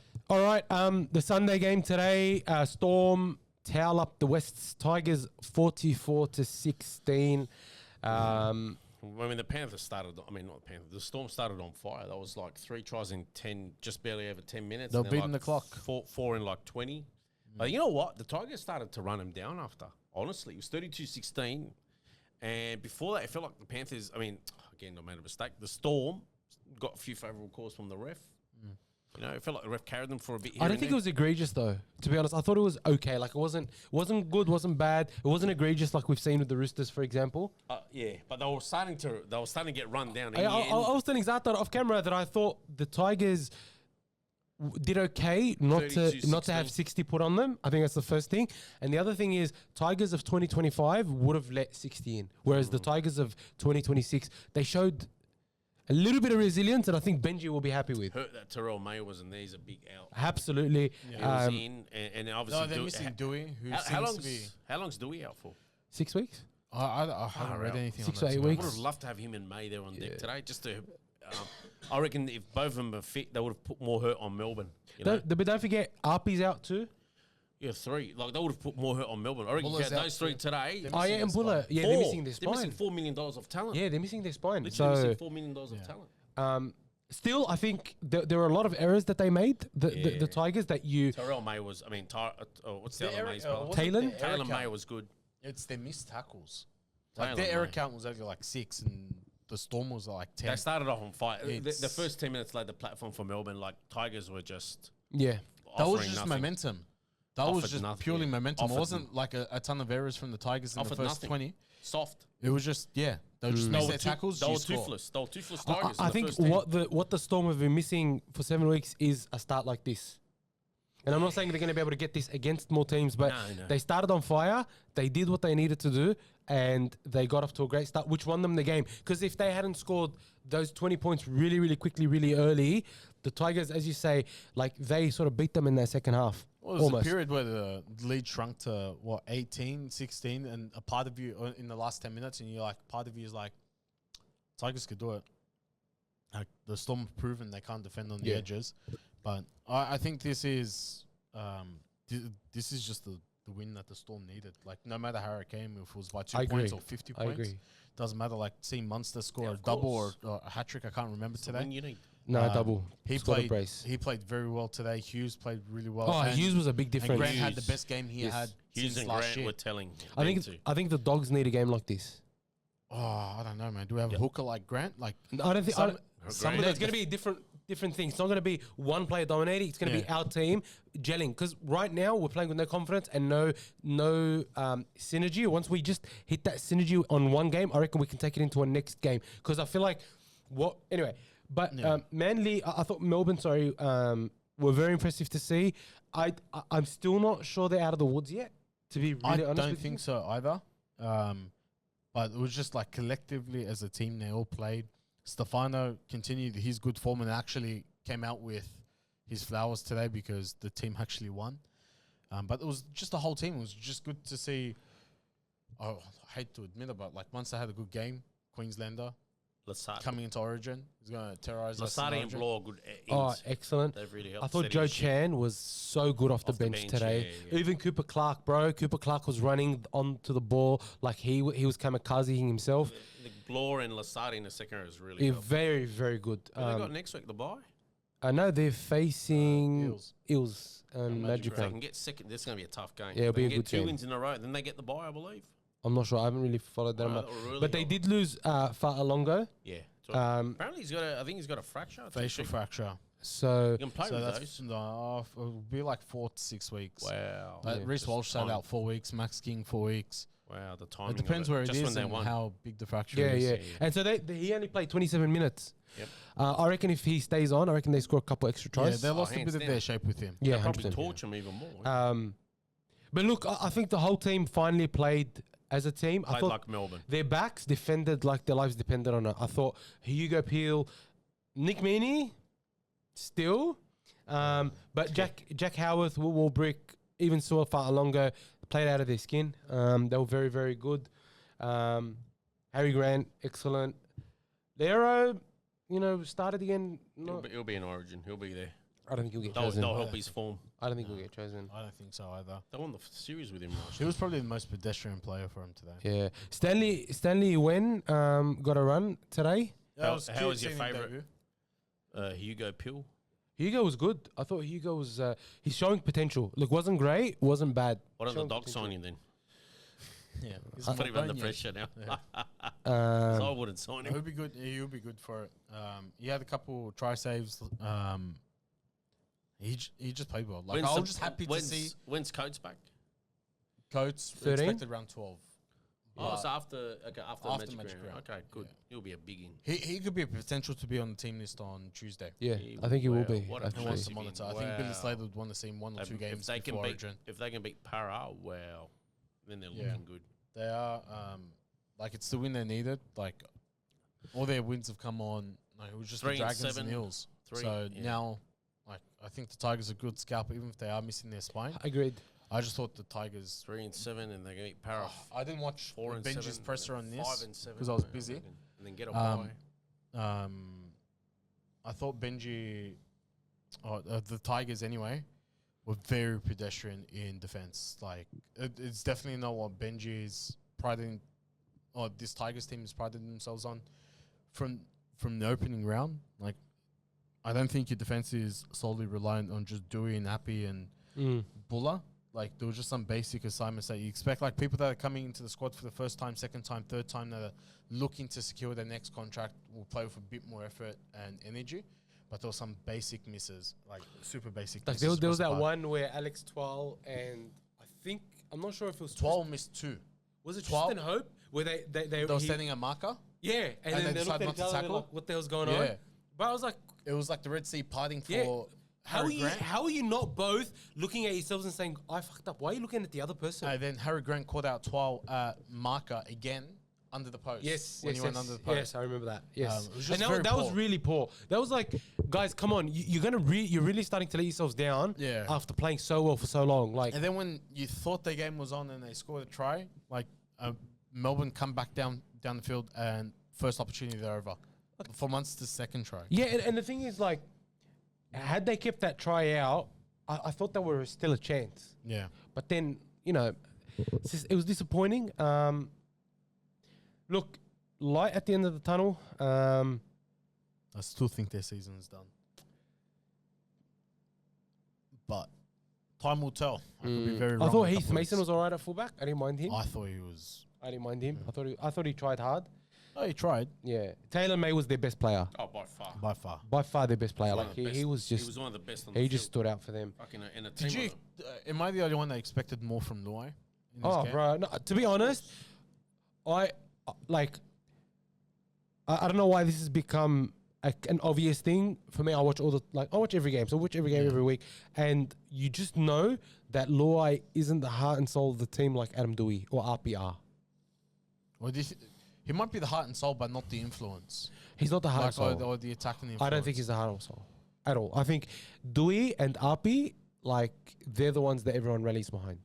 I know Luai is a big name and Benji loves him and stuff like that, but even at the, like, I can't say at the Panthers because he did do it at the Panthers, but I just don't feel he's him for the Tigers. I just feel like Dewey he doesn't and- create enough opportunities. But he never did that at the Panthers either. Like if you look at their tries, he was always an off-the-cuff player. Like it was Yeah. a very unstructured play. Yeah. Like all their tries essentially came off broken play. There wasn't like any fourth or fifth play options. And Jock Madden had a great purple patch. I expected a bit more from him in this game because like the Melbourne team is not crash hot at the moment. Their form is super down. Jock Madden went missing on 4th and 5th tackle options. They got caught on 5th tackle like about 6 or 7 times. But you know what? They did, their middles did get owned. I thought they missed Terrell May a lot. Royce Hunt, like even Fanua Bole, I felt like they were running sideways for majority of that game. They did go, and they're also missing Samuel That's got Fainu. nothing to do with 4th and 5th play tackle options in the Oh, tackle sorry, 20. sorry. No, sorry, I misunderstood what you were saying. Yeah. No, you're right. They were, but I felt like they were disjointed for maybe 60 minutes. Yeah. That's the They problem. definitely were. I reckon they should have kept Sunia Taruva at fullback as well.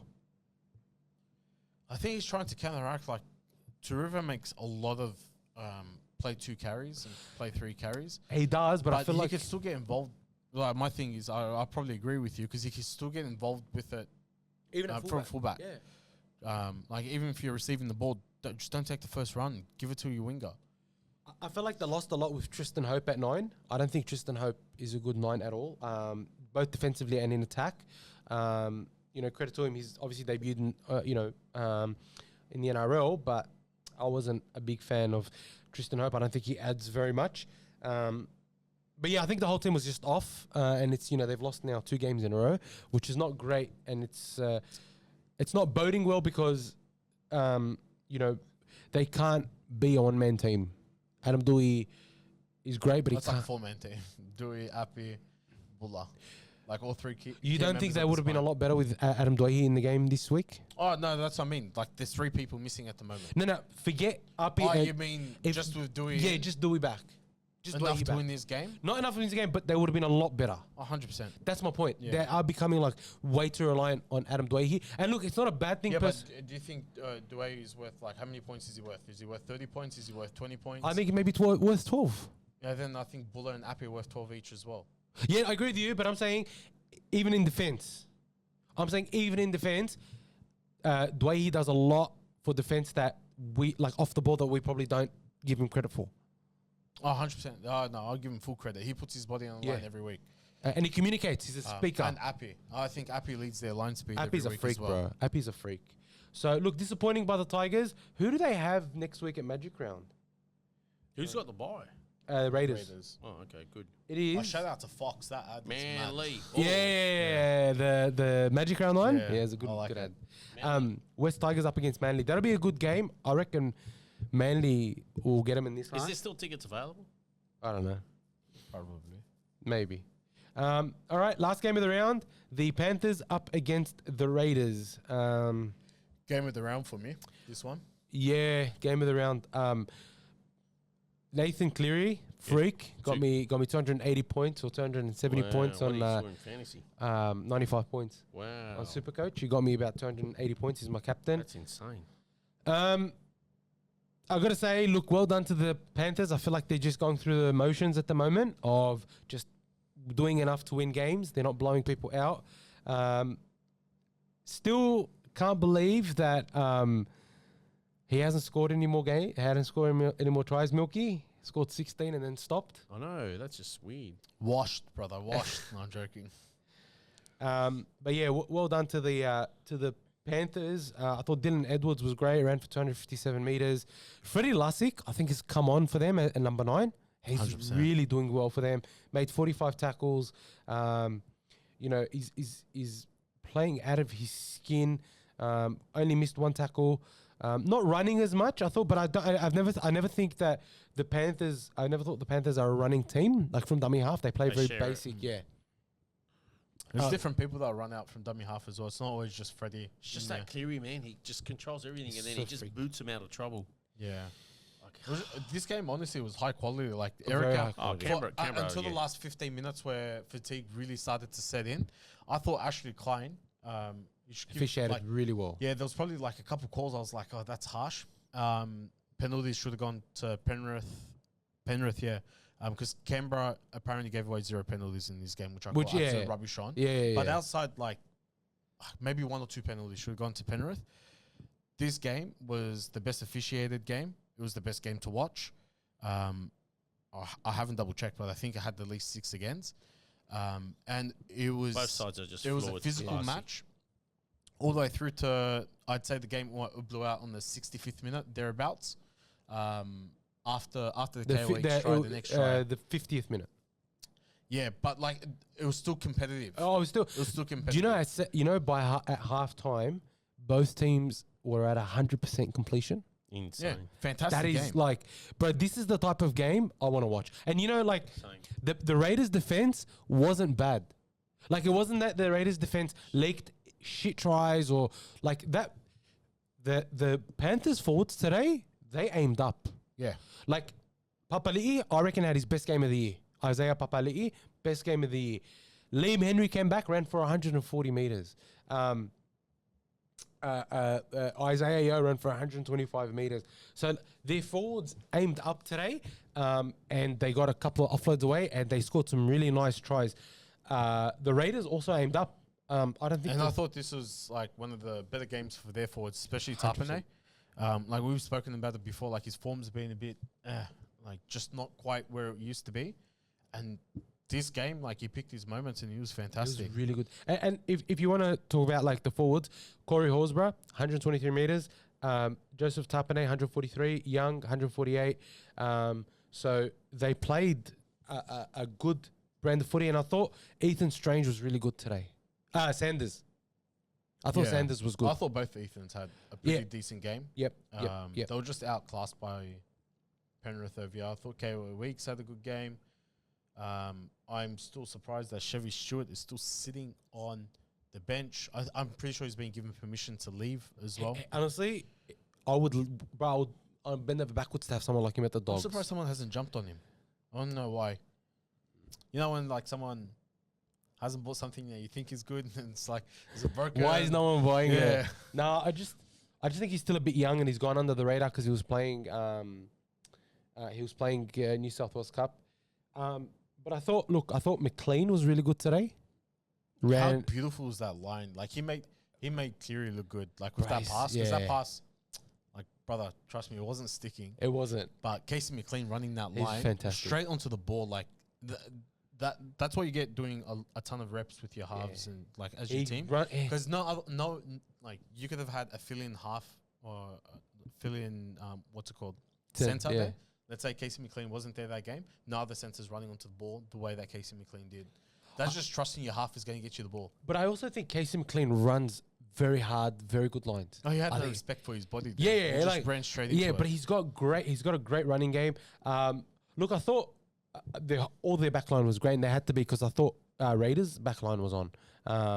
Obviously, Werner's good. I still think Jet Stewart isn't a first grade winger. I did rate him for a while until you pointed out that he wasn't that great, and then I started to pay attention. And I was like, okay. He got thrown into touch today and got earned a penalty. How was that a penalty? And they scored from it. Man, like... I don't remember what that penalty was for. Oh, it was all in one motion. It was that's right. They said because he was double... It was not even a double attempt. He just got thrown out in one motion. He needs to put on size. Look, he doesn't have the strength. After this game, like... I'm so conflicted as to who I want as Blues fullback. Because you've got... Oh, it was good, Edwards. Edwards ran for 250. Tedesco ran for 330. Yeah. But that was 250 against Canberra. The other one was against Gold Coast. Yeah. Doesn't matter. 330 meters. Look, from what I think it's only been done by Dufty once this season. Twice.